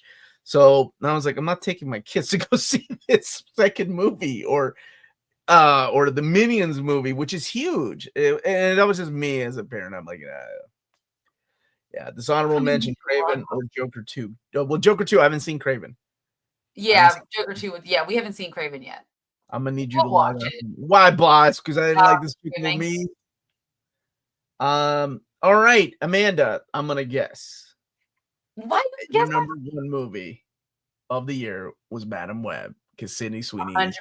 Because only because of that Skidless song. Because that Skidless song. That's it. No, it's wicked. No, this movie, it came late in the game, and I probably would have picked like maybe The Substance, maybe Anora, but Wicked is, look, I love musicals, movie musicals. Yes, I know. You made me watch them this year. Is probably, I would say, even better than Chicago, the most well done musical to movie adaptation I have seen in a long time. John M. Chu did a fantastic job directing this feature film.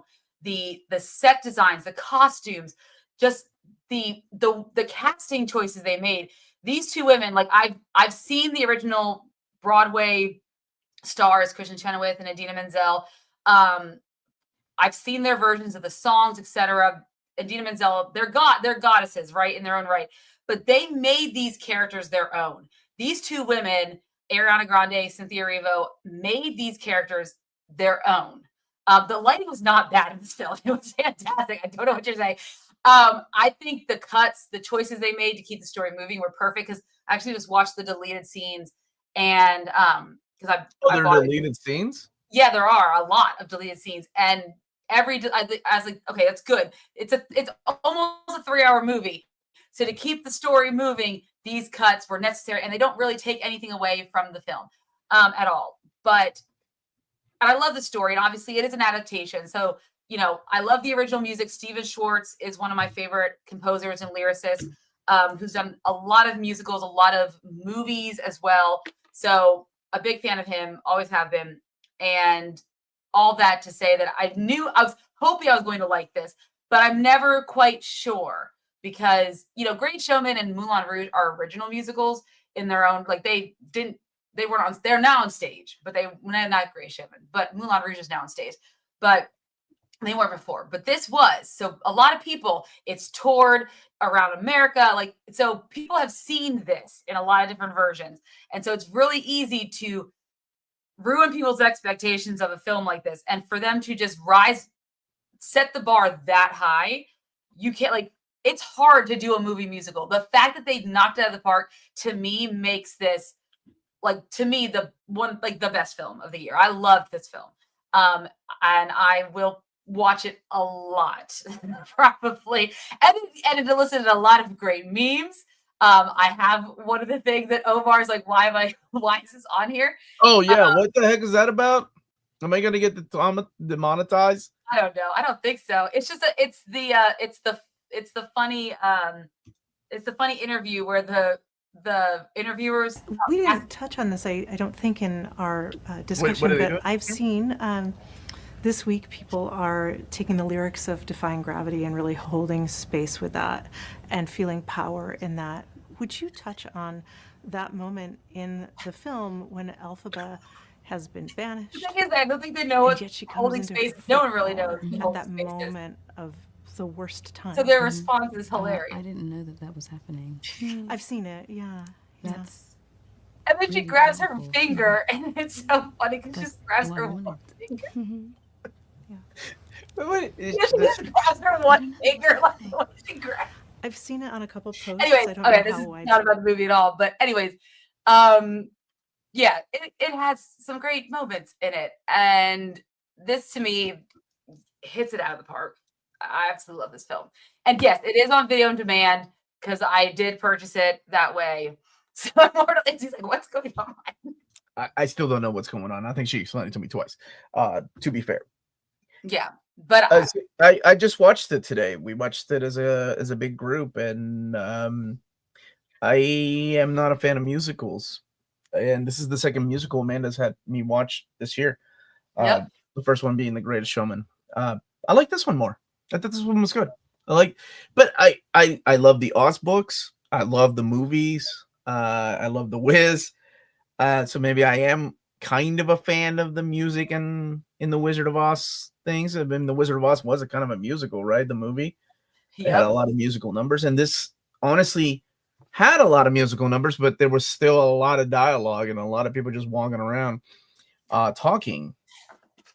Ariana Grande really grew on me as Glinda. I thought she was annoying and hateful at first, which is the way her character is supposed to be. Best way. But yeah, she grew on me, and it kind of reminded me of like a quirky anime character. I thought the set designs were really pretty, and unfortunately, with something like this, though, there's a lot of overuse of CGI, especially with the animals, and they had to, like the flying monkeys I get, but like when you have a baby tiger in a cage.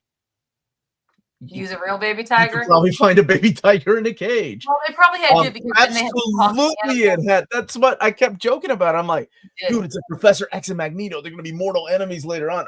Like the sister, But there's a lot of lore with the Wizard of Oz with Frank Baum's books. Like I was a big fan of his books, and I really like the original Wizard of Oz. I love Return to Oz. I love the anime. Yeah, and that last part, man, it gave me goosebumps. I got emotional when she's singing the Defying Gravity. God bless that woman's got some lungs. Oh, they both do. I mean, Ariana Grande. Yeah, they both do, right? But I think that song, that to me, that's the Wicked song. I've never seen the musical, but when I think of Wicked, that is the song, right? So I am curious, something that you said. I'm like, well, does that mean that there's not going to be any good songs in the second movie because all the good songs were used up in the first movie? That's a good question. I'll be interested to see how the second movie looks, because it is a two-parter for those who are not familiar. This only goes to the first act of the Wicked musical, and then there's going to be a whole movie for the second act. So it's not quite done yet.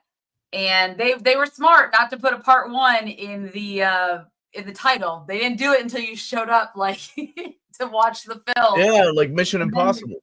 Yes, like they may be Dead Reckoning part one or whatever. He made it realized. How is this movie performing? It's doing fairly well at the box office. It's not doing as well as Moana 2, apparently, but it's also it's almost a 3-hour movie. I took my 3-year-old to see it in theaters, and luckily it was my second time, so I'd already seen it the first time, and I had to leave at least twice for her to go to the bathroom, and then she kept getting up and walking around. She was very but when she was at home with us, she was a little bit better, and she was singing along to the songs. Wait, break this down for me, because there is Frank Blum, LFAB. Alphabet. So when they were saying her name, that's what I kept thinking about, the alphabet. But LFA. So it is a take on his name? I think so, yes. I don't know the lore behind that, but I would imagine that's the case. It's named after the writer. So right now, the problem Wicked is outgrossing Moana 2 domestically. It's at 432 million. Holy crap. Okay. Saturday Morning Fan saying 600 million for Wicked. Okay, so that's worldwide. That's the problem. Wicked, that's the problem with movie musicals. Sometimes it's not going to be a international thing. Like Moana is an international, it's a Disney property. It's a cartoon. You don't think Wizard of Oz is huge around the world? But the musical itself is a different thing. It's very popular here. Well, think about I don't know how popular it is in Japan or South Korea. The Wizard of Oz, the original movie, is huge worldwide because the music is translated. Every country has their version of these songs. Sure, but it's not the original movie, and it is a musical, and it doesn't look like it's geared. I did see a lot of posters when I was in Japan this summer. Well, there we go. So I don't know how Moana, if you had to choose, Moana has a different appeal overseas. Because Max is saying Wicked is doing very well where he lives. No, like I said, it's outgrossing Moana here in the States. Serious Oscar buzz. Bruce, you liked Wicked because he messaged me saying he just saw Wicked and he liked it. I expected Wicked Part 2 to do better at the box office because of everyone seeing Part 1. Oh, yeah. Not just video on demand, but Peacock. When does it hit Peacock? I thought it was Hulu. Didn't somebody say? No. What's hitting Hulu? NBC Universal film. Hulu. Universal. So it's got to be Peacock. NBC Universal. Okay. Yeah. No, but Max is overseas. He's in the where are you at? Netherlands, right? I need to go and visit Max. Wherever it's still not doing as well overseas as Moana, because its international gross is only 210. You think Moana will 496 for Moana? So it might be doing well in the Netherlands, but it may not be doing well everywhere. And I really do think it's just the popularity here is insane. That makes sense. Okay. Japan loves Alice in Wonderland more than Oz stories. Okay, so there we go. Because it's the original isekai. But you know what? So is Oz. If you think about it, Wonderful Wizard of Oz is an isekai. It's the same thing. Watch Sonic 3 this week. Great stuff. Wicked is. You want to see that too. Damn, $30 on video on demand. It is, yes. When does the physical release come out? When's that physical release come out? I liked it. I liked it more than I thought I would, honestly. Yeah, Melanie messaged me separately and later on. Yeah, and she really liked it. That that song at the end hits on all kinds of levels. And you get all emotional. Yeah. You know, I know this movie got a lot of hate on the internet early on before it even came out. A lot of it due to the cast, right? Yeah, after it came out, I didn't hear anything about like any negative, like outside of the mistake the actress made about the poster, the fan made poster somebody made from her. And that was still prior to the release. All that happened prior to the release. What? Wait a minute. Wait. How did they get that deal? Favorite Steelbook only available at Walmart. That means Walmart had to pay out the ass to get an exclusive Steelbook for Wicked. Well, I mean, if you think about it, Best Buy doesn't sell any more physical media. Target, I think they're almost done. They're trimmed out.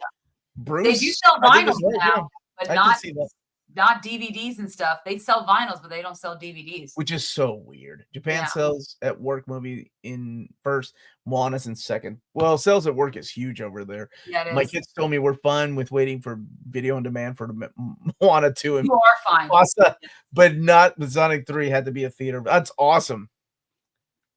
I heard about Sonic. We saw the first one in the theater, and then 2 we waited.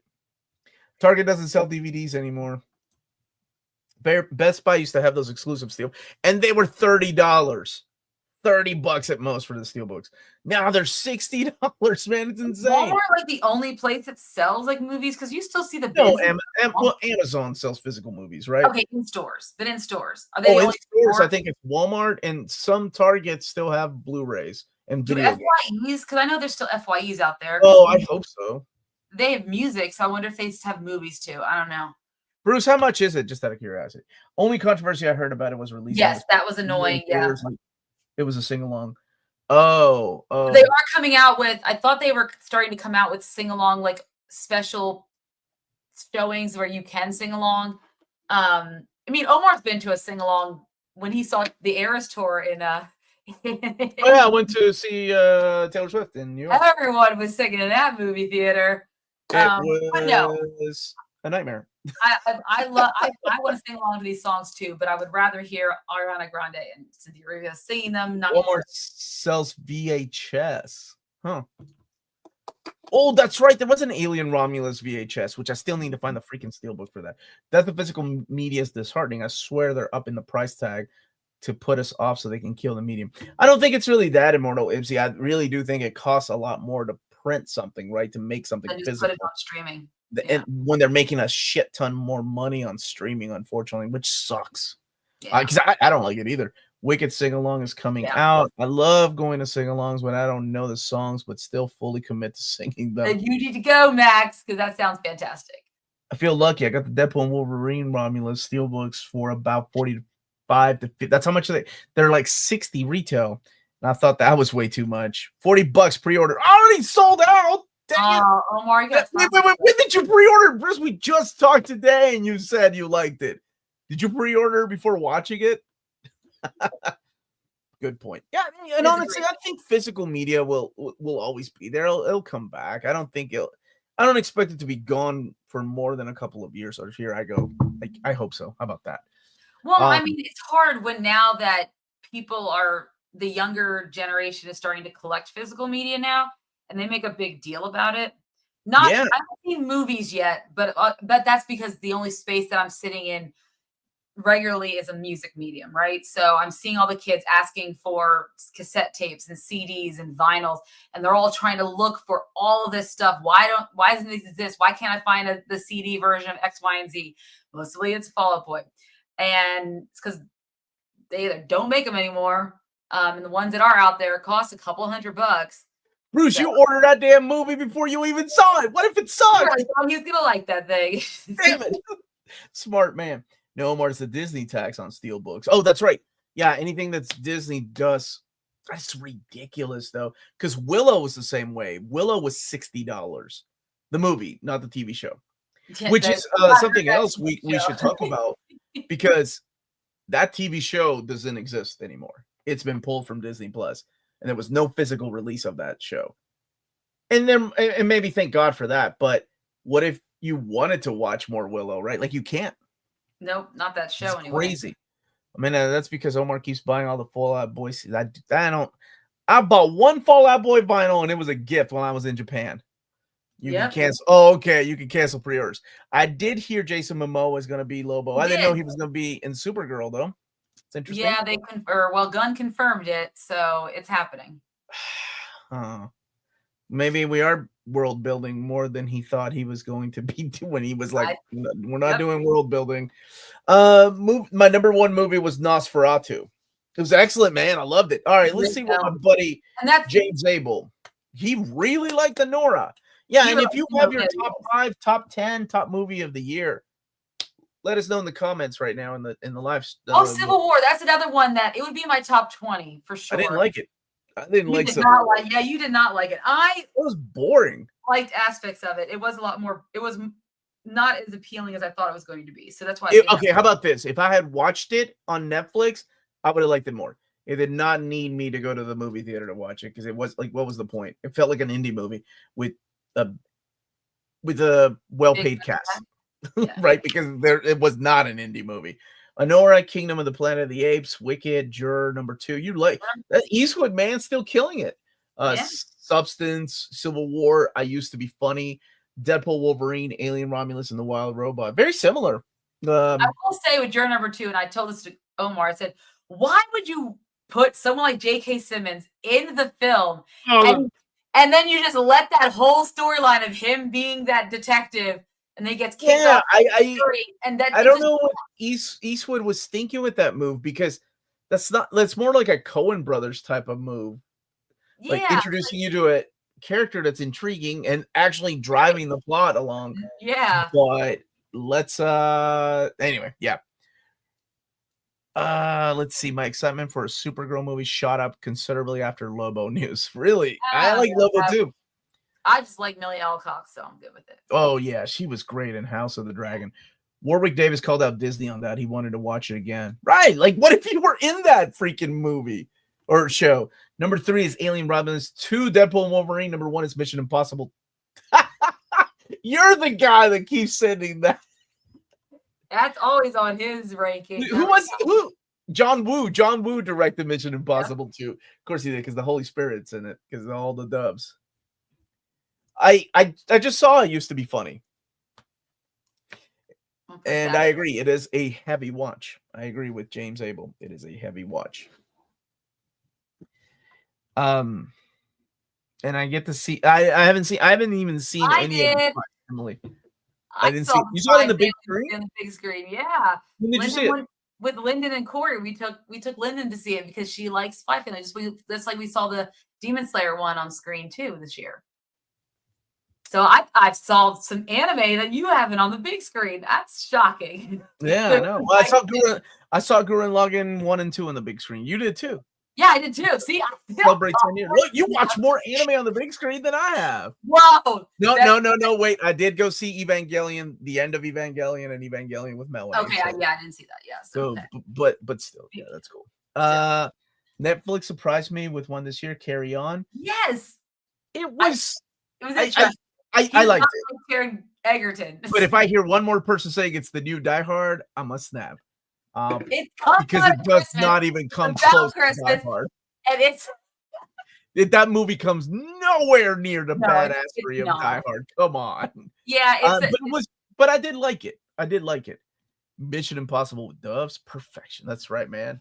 You know John Woo's got to put the Holy Spirit in all his movies.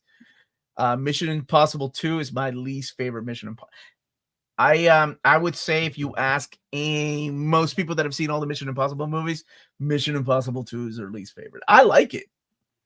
And it has what's her name in it? She is gorgeous. Oh man, what is her name? I don't know. The lead lady in that movie. Even man, the bad guy is so cringy. Is next week your anticipated movies? What do you think, Amanda? Yeah, next week will be we're just gonna I don't know if we're gonna do anticipated or we should do a ranking of what we're most looking forward to, because there's a lot, like, because of the writer's strike, a lot of things are coming out in this year in 2025 than were supposed to come out last year. We've got 3 Marvel movies. We have Cap in February, we have Thunderbolts in May, and then I think Fantastic Four is. I thought Fantastic Four was May. Wow. No, it's Thunderbolts is May, and then Fantastic Four I think is in the November slot they usually have, where like Thor would usually have been in the past. And we have Superman. I mean, there's a lot of stuff coming out. Oh, late July. Is it coming out late July? F4 is July during Comic. Oh my gosh, that would be awesome. That'd be I'm hoping to go to San Diego Comic Con this year. That would be great to go see it there. That would be fantastic. If you can get in that panel and stay in that panel, that'd be fantastic. I think my physical media will always remain, because case in point, what if Willow? A lot of people know that these streaming services aren't sustainable to retain everything in their catalog. Absolutely not, and it's up to the mercy of those people to decide. New Demon Slayer movie. I told Lyndon that was her Christmas gift too. I was going to take her to go see that. She's very more so Lydia to go see that with her. Omar, what are you looking forward to more this year? Brave New World or Superman? Superman, yeah. I'd give it die medium. Dune 2, Substance, Wicked, Nice. Anora, Love Lies Bleeding. I haven't seen that one.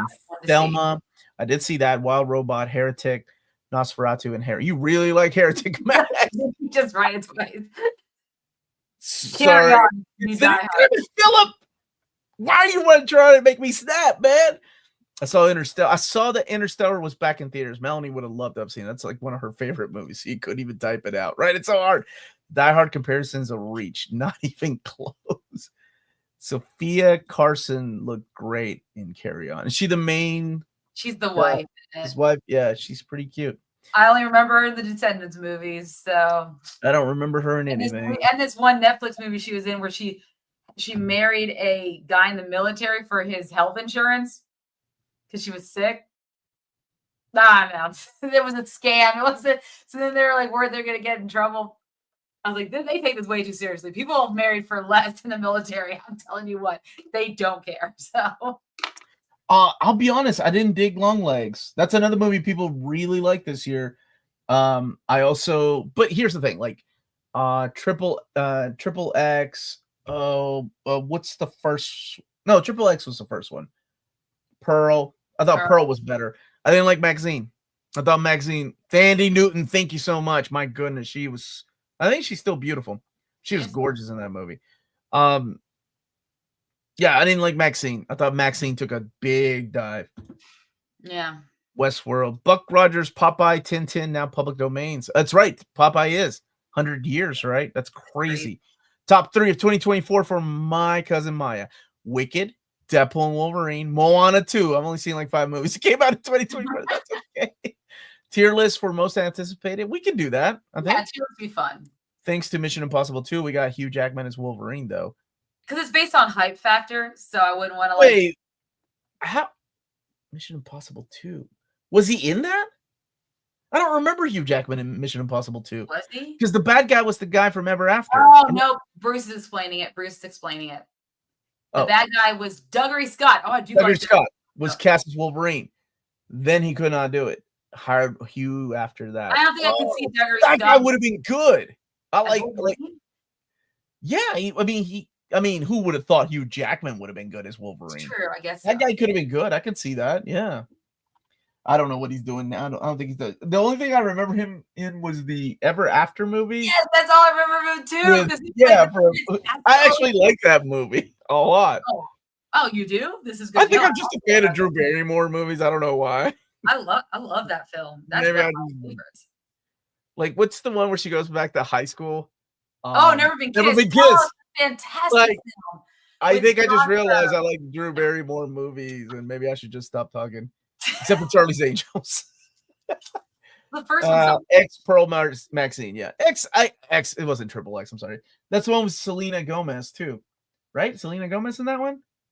Yes, she is. Yes. Yeah, they were okay, but it's one of those things. Like for me, that I'm like, I've seen Texas Chainsaw Massacre, Last House on the Left. Like this is the same thing. Although she is an amazing actress. Like that ending of Pearl.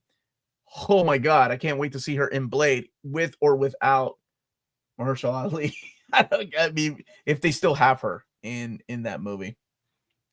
Long Lives had an amazing trailer in a movie where the ending didn't work. Yeah, it was okay. Zone of Interest is near at the top of my list for this. That came out last year, and I liked that movie. It was good. Yeah, powerful stuff from A24. Awesome. I like Zone of Interest. I thought it was a good movie. That I think that did make it in my top 10 last year. It's eerie, man. That like when they're swimming, the family swimming, and you hear the noises in the background. Oof. Yeah, Wedding Singer's still my favorite one. Jenna Ortega, dang it, Amanda, you racist. Selena Gomez. Jenna Ortega. I don't think she was in that. It was in another. Well, she was in Spring Breakers. She wasn't that. That's not the same thing. She was. She was Vanessa. Happy New Year, all. What I miss, we'll watch on Rewind. All the good stuff. Omar, you're big on Hellboy. Oh, did you? You know what? I did not watch The Crooked Man. I didn't watch it either. I don't think. You know why? Because I think it was Bruce that was like, it's not even going to be in theaters. And I'm like, if they don't have enough faith in their movie to put it in theaters, I'm not going to spend my time watching it. I mean, I'll watch it when it comes on streaming, whatever. But if you don't have enough faith in your product to let it out even for a weekend in movie theaters, that says a lot about your movie. I saw the horror trailer for Popeye and Geese. The first thing they do is of course they do, right? They did the same thing with Winnie the Pooh. Yeah, they're all, well, it's the same people. They did Blood and Honey Part 2 or whatever. More Blood, I don't know who it was. And they're also doing one for the public domain of Steamboat Willie Mouse. Mickey Mouse. The Steamboat Willie Mouse. Yeah, because it can't be Mickey. I never said that. Oh my God. What? You never said that James? He's the one who asked. I just blind agree with you. Never doing that again. Was cast as Cyclops but dropped out due to scheduling difficulties with Frequency. Frequency. I love Frequency. Another Dennis Quaid movie too. Frequency was excellent. About Dennis Quaid tonight for some reason, which is great. You ever seen Interspace? No. Oh, Meg Ryan back when she was America's Sweetheart. Love that movie. Back when they were together. Yeah, before the whole Russell Crowe thing. You made a mistake. But you know what though, man? That's their business. I don't know what happened in the whatever. Yes. They seem okay, right? And her daughter seems to be rocking it. Wasn't she Madam Web? Or is that Melanie Griffith's daughter? That's Melanie Griffith's daughter. I can't remember. And John Johnson's Dakota. No, Johnson. Meg Ryan. Doesn't Meg Ryan have a kid? No, Goldie Hawn. Goldie Hawn. That's what's her name? Kate Hudson. Kate Hudson. You're gonna see Looney Tunes Day. The Earth blew up in February. It's on the big screen. I didn't even know about it, man. I just found out about that, and I am intrigued. I'd probably take my kids to see it, maybe. Oh, Bambi was next. Oscar nominations is January 23rd. What movie on your list do you want? Oh, Nosferatu. I think Nosferatu will definitely be up for Best Picture. I think Anora is a likely candidate. Yeah. I think Inside Out 2 is a good candidate. I think it'll get an animated feature. I don't know if they'll. Wild Robot will too. If we're doing. Oh yeah, we forgot about Jack Quaid, Amanda. Oh yeah, Jack Quaid. Her son's doing okay. Her son, the boys. I forgot about him. Dude, I didn't know he was doing 6-second films. I don't know if y'all watch that. But I know that. Melanie and I love 6-second films. He's pretty freaking funny. So looking forward to that Looney Tunes movie. Okay, then I need to go and watch it. Wicked will be up for a nomination. Wicked will get nominated for an Oscar. It's almost Music? Will it be nominated for music? No, it's going to be nominated for a Best Picture. I guarantee it. Really? Chicago won. What are you talking about? Yes, if it's a good enough musical, it will be nominated. I don't know, Amanda. Because they can do more than 5 films, right? They can do 10 films. But there's a lot of good foreign films this year. Yeah, but they don't always do the foreign. They don't always put every foreign film in the. I'm not saying that. It just seems like a big competition this year. It does, but despite of like you just said, writer strike 2024 so right now movies. Hold on, let's go to what's getting a lot of Oscar buzz. Like so right now, if you look at the Golden Globe nominations, because that's the start, right? Yeah. You want to answer this right now? We'll do a countdown. 3. Oh my 2, 1. Was Trap good, Amanda? No. Absolutely not. No, it's not a good vehicle for his daughter to have career. Okay, so right now for the La La Land, did La La Land win? La La Land did not win. Remember, it was Moonlight. It was a mistake. That's right. Complete Unknown is another May Cooper, another one I need to see because I heard Timothy Chalamet. What's the Timothy Chalamet? Dang it. Yeah. What's the one with Stan? What's his name? Bucky, where he's got elephantitis. A Different Man, which is Different another Man. one. Yeah, I don't know if that'll be put up for a. Well, Oscar. that's what it was just on my list of movies to watch. I haven't seen it yet. Yes, I want to see because I think he'll get nominated for an award. I don't think the movie itself will, but I think he'll get nominated. But right now, what are you doing? Stop. So is Conclave on there? Because I feel like Conclave is definitely a movie that the Golden Globes is like going to give us like the general idea. So you have for drama, A Complete Unknown, Conclave, Nickel Boys, which I've never heard of, September 5th, which I have heard of, Dune Part 2, and The Brutalist. Yeah, Brutalist is getting a lot of hype. I can kind of see that. I can see Conclave is one of those long, drawn-out movies that I love that I can kind of see. Like The Irishman? I love The Irishman. No, it's not even like, dude, there's like no action. There's lots of dudes talking and very little happening, and it's about the inner workings of the church. I love it though. Yeah, and then but I do need to see The Brutalist. I do like Adam Brody, and I like Guy Pearce. Felicity Jones. Yeah. Oh yeah. Best Motion Picture, Musical Comedy, Nora, Challengers, Amelia Perez, which is on Netflix. I haven't watched it yet. That's one that I need to watch. That has Selena Gomez in it. A Real Pain, which I do want to see because of the. Yeah, you like what's his face? The Substance, which I guess it's funny. Oh, again, absolutely. From a guy's perspective, we talked about this. And then Wicked is in there, so Wicked is not. So those are. So I feel like out of those films, they're going to come up with like a list of like 5 to 10. And then that'll be your Oscar nominations. I don't, it's hard to see all these movies, but because most of them are coming out right now, and there's a lot of there's a lot of foreign flicks that are coming out right now that aren't available anywhere. Do we think we'll get a big game spot for Superman? I hope so. I hope Superman really comes with one. I mean, I don't need any more trailers. I'll be honest. I'm good with just the teaser, but it'll be interesting to see. Yeah. Yeah. What's really interesting this year, and I don't remember if they did it last year. I don't think they did, but for some reason they have a new category in the Golden Globes: cinematic and box office achievement. So these are films that did well in the theater. So Alien Romulus, Beetlejuice, Deadpool, Gladiator 2, which I didn't think it did well, Inside Out 2, Twisters, Wicked, and The Wild Robot, which Twisters did again domestically here. Well, out of those, what did the best though? That seems like a really unfair. Clearly, but this is the one. So they did this 2 years ago. No, they did it 2 years ago because the Flash one. It's like, what is that joke? Why did you even make this? That was that is the. I do remember that. The Flash. What's happening? Sorry, I was like, they did this award before. They did it. Flash came out 2 years ago, right? In 20. That was a dark time for me. I don't remember real well. It was up against Spider-Verse. When did Spider-Verse come out? Was it last year or year before last? I caught none of what Amanda just said. Welcome to my world, Max. Okay, sorry. I was just saying. Okay, so there's a category they have this year in the Golden Globes. Cinematic Fan Award? Was it the Fan Award? Is that what you're thinking about? I think that's what it is. And the first year they introduced it, the Flash won, which makes no Flash sense. is an Oscar winner, baby. No, Golden Globe. Yeah. But that is an industry award. That is who has the most money. That is what the Golden Globes is. It is.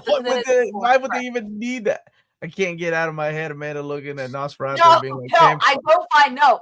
I actually made a TikTok about how why would people find him? Dude, she almost got canceled on TikTok by these young girls. I did. They were mad. They're like, you just don't get it. Hate. I was like, I don't get it. Dude, that's funny. These TikTok girls, they're like teens and 20s. They're like, what's this old biddy talking about? Don't she get it? She can't get with count. All right.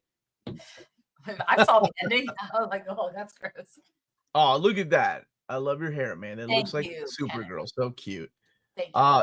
It wasn't the Flash. It was Snyder cut of Justice League that won. Oh. Flash was voted as a joke by the people. No, it was not. Are you worried they'll do once Superman, Batman, and Spider-Man become part of the public domain? Are you talking about this horror thing? I mean, I I don't care. I'll be honest with you. I don't care. I'm not like the Winnie the Pooh thing. I had no interest in. I'm not. It's I not. didn't It's watch not it, nor am I gonna watch the Disney. Popeye one or the Mickey one or the Tintin one. You know, I don't even think the studios care or the publications care. Flash doesn't deserve a win. Worst CGI. I think it could get that. That CGI was awful. Yeah, so I was looking at the list of the movies that came out in 2024. While there were some great movies, there's still some really rough movies that came out this year. There are That some. I don't think I could finish too. That's true. Very true. But you want to do a tier list next time, or you just want to do our top 10? No, we should do a tier list because I want to rank it on vibes. I don't think I can give a definitive like this is the number one because I feel like there's a lot that have the similar. Yeah, I can tell you what my number one is. Superman. I know, but then what's the fun in that? At least this way we can kind of go with the vibes. Okay. So that's what we should go with. And I'm sorry, Barb. So I don't know. Then what? Okay, it wasn't the Golden Globes. Was it their fan voted award? What are you asking? What did Flash get nominated for? Yeah, because Barbie won last year, so I don't know what. What was the bet we had? About what? That Flash would do better than. Do you remember? Like, what did you say? You said the Flash would perform better than Across the Spider-Verse. No, I did not. I didn't believe you. You said that. You said. No. That Flash would make more money than the Spider-Man movie. And I said, no, I don't think that's true at all. I think that we have proof of that, James.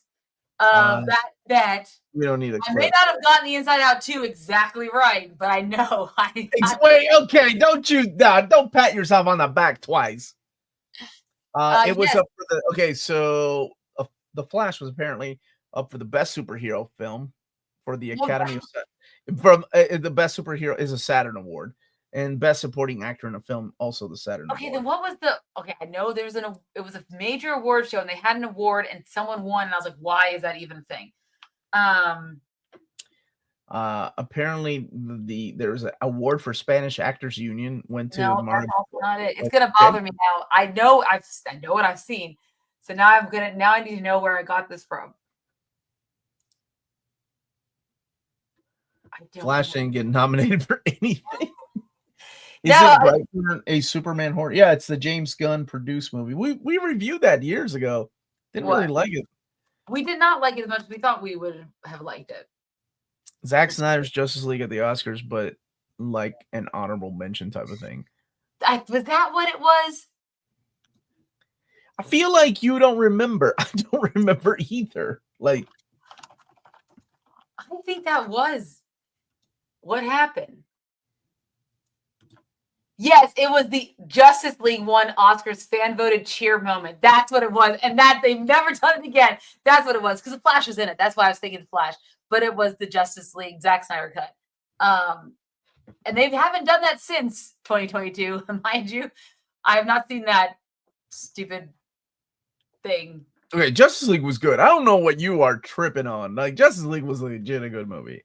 Out of the other ones that were nominated for that year, no. Well, I don't know what else was nominated. The Oscars had a fan voted award. Army of the Dead was nominated, and the Snyder Cut won, and later revealed the Snyder Bros voted. It had no look. The runners up here, Omar. Here, it was a cheer. This is wild. I mean, everyone to understand how wild this is. Okay, so it won fan favorite cheer moment based off of Ezra Miller's scene where the Flash runs through the speed force. In the city. You know what it was up against? And I call bullcrap on this. It was up against the 3 Spider-Man team up in Spider-Man No Way Home. You tell me that got a louder cheer? Well, it's just not. Hold on. Wait, let me.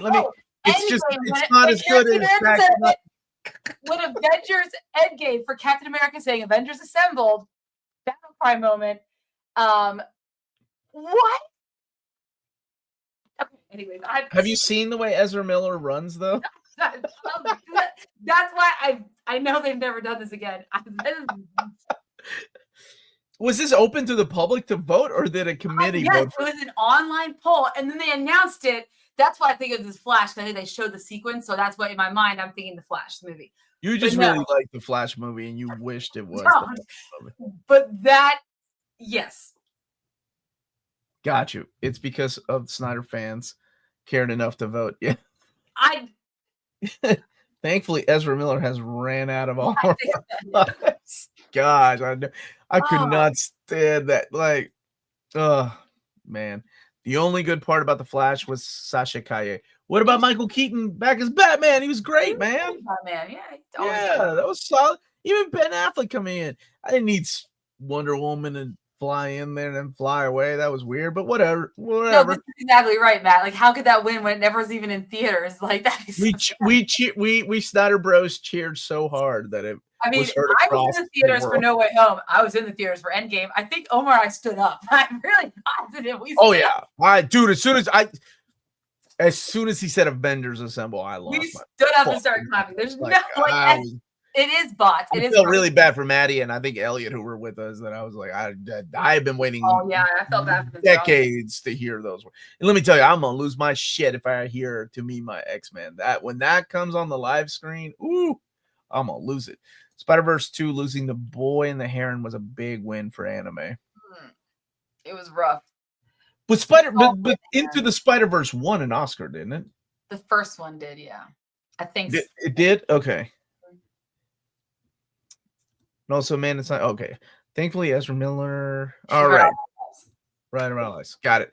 Omar, how do you feel about Flash director Andy Muschietti doing Brave and the Bold? Optimistic? Any thoughts in the direction of Batman and Flash they could carry over? Yeah, take all your microwave baby scenes out of Brave and the Bold. Could be good. Could be good. Shut up, Blas. Why to ruin something good? You know who I miss? I miss Leo right now. So you can answer my Q&A. Yeah, that's it. That's all I got, Amanda. You got anything else to add tonight? I do not, but we will be back next week to do a tier ranking of the movies we're most excited for 2025. Mm-hmm. So I hope everyone can look forward to that. Yeah. So that's all I got. I got nothing else.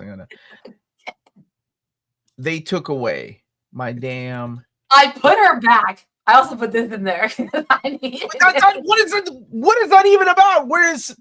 Oh, I forgot to show this. Okay, sorry. Best part. I forgot. God. One of the best parts of Wicked. Thank you. Jonathan Bailey. Which also, if you haven't seen Fellow Travelers on Showtime, I recommend that. It's very good. This is what Amanda. This is what. No, I do not. She was yelling at these young girls on TikTok, man. They got mad at her. They were mad at me. She almost got booted off of TikTok for being an old biddy about what you could be attracted to. That's a great idea, Griffinix. I don't like that at all. We will. We'll end it with twisters. We don't know. We will not. Much love back to you, Kenny. What scene was that? Which scene? Which scene? The beginning? With Kat Dennings? Like the Kat Dennings scene? Or the dude with the tight pants? Who are we talking about? Blas, what are you into? I'm not kink shaming. I'm just asking. I think it's that way. Oh, I know. It's this. God, stop showing that stupid clip. Before Kat, of course. That's from Nosferatu. That's the opening. She's choking on a hot dog, and she's dreaming about choking on a hot dog. Happy New Year's to you too, Matt. Happy New Year's. All we imagine is Light, Honora, the Brutalist Challenge. Okay, you're okay. All we imagine is Light is one I need to see as well. Mm-hmm. Conclave, Dune Part 2, Evil Does Not Exist, Sing Sing, The Substance, Wicked, The Wild Robot. We need a Luis Guzman gift. I feel like Amanda would get a George Lopez gift on accident. Or your Superman gifts from the trailer. I don't know if Amanda and Melanie picked them. How long is it? Really, James? Really? Wait, the gifts? Yep. Those are my predictions for Best Picture nominations. Those. Okay, these right here. Brutalist, Challengers. Yes, yeah, I can kind of see Challengers getting that. I haven't seen Paddington in Peru. How am I not? All I'm gonna say, Omar, is shape is better than shape. Yeah, if you're shaped like a tuna can, of course that's better than like. Okay. With that, we're gonna sign off now. So thank you guys so much for watching. Don't forget to hit that like and subscribe button, and remember to follow us on all of our social media channels at nearmintcon. Remember to check us out on Spreadshop for some great Near Mint Edition merchandise, and also check us out on Patreon for $1 a month or more. You can support us here and what we do and get some really cool perks along the way. Last but not least, if it's classy and cool, it must be Near Mint. Good journey till all are one. And if you feel it, get that off of my stream. There we go. That's how we're ending it, everybody. Have a good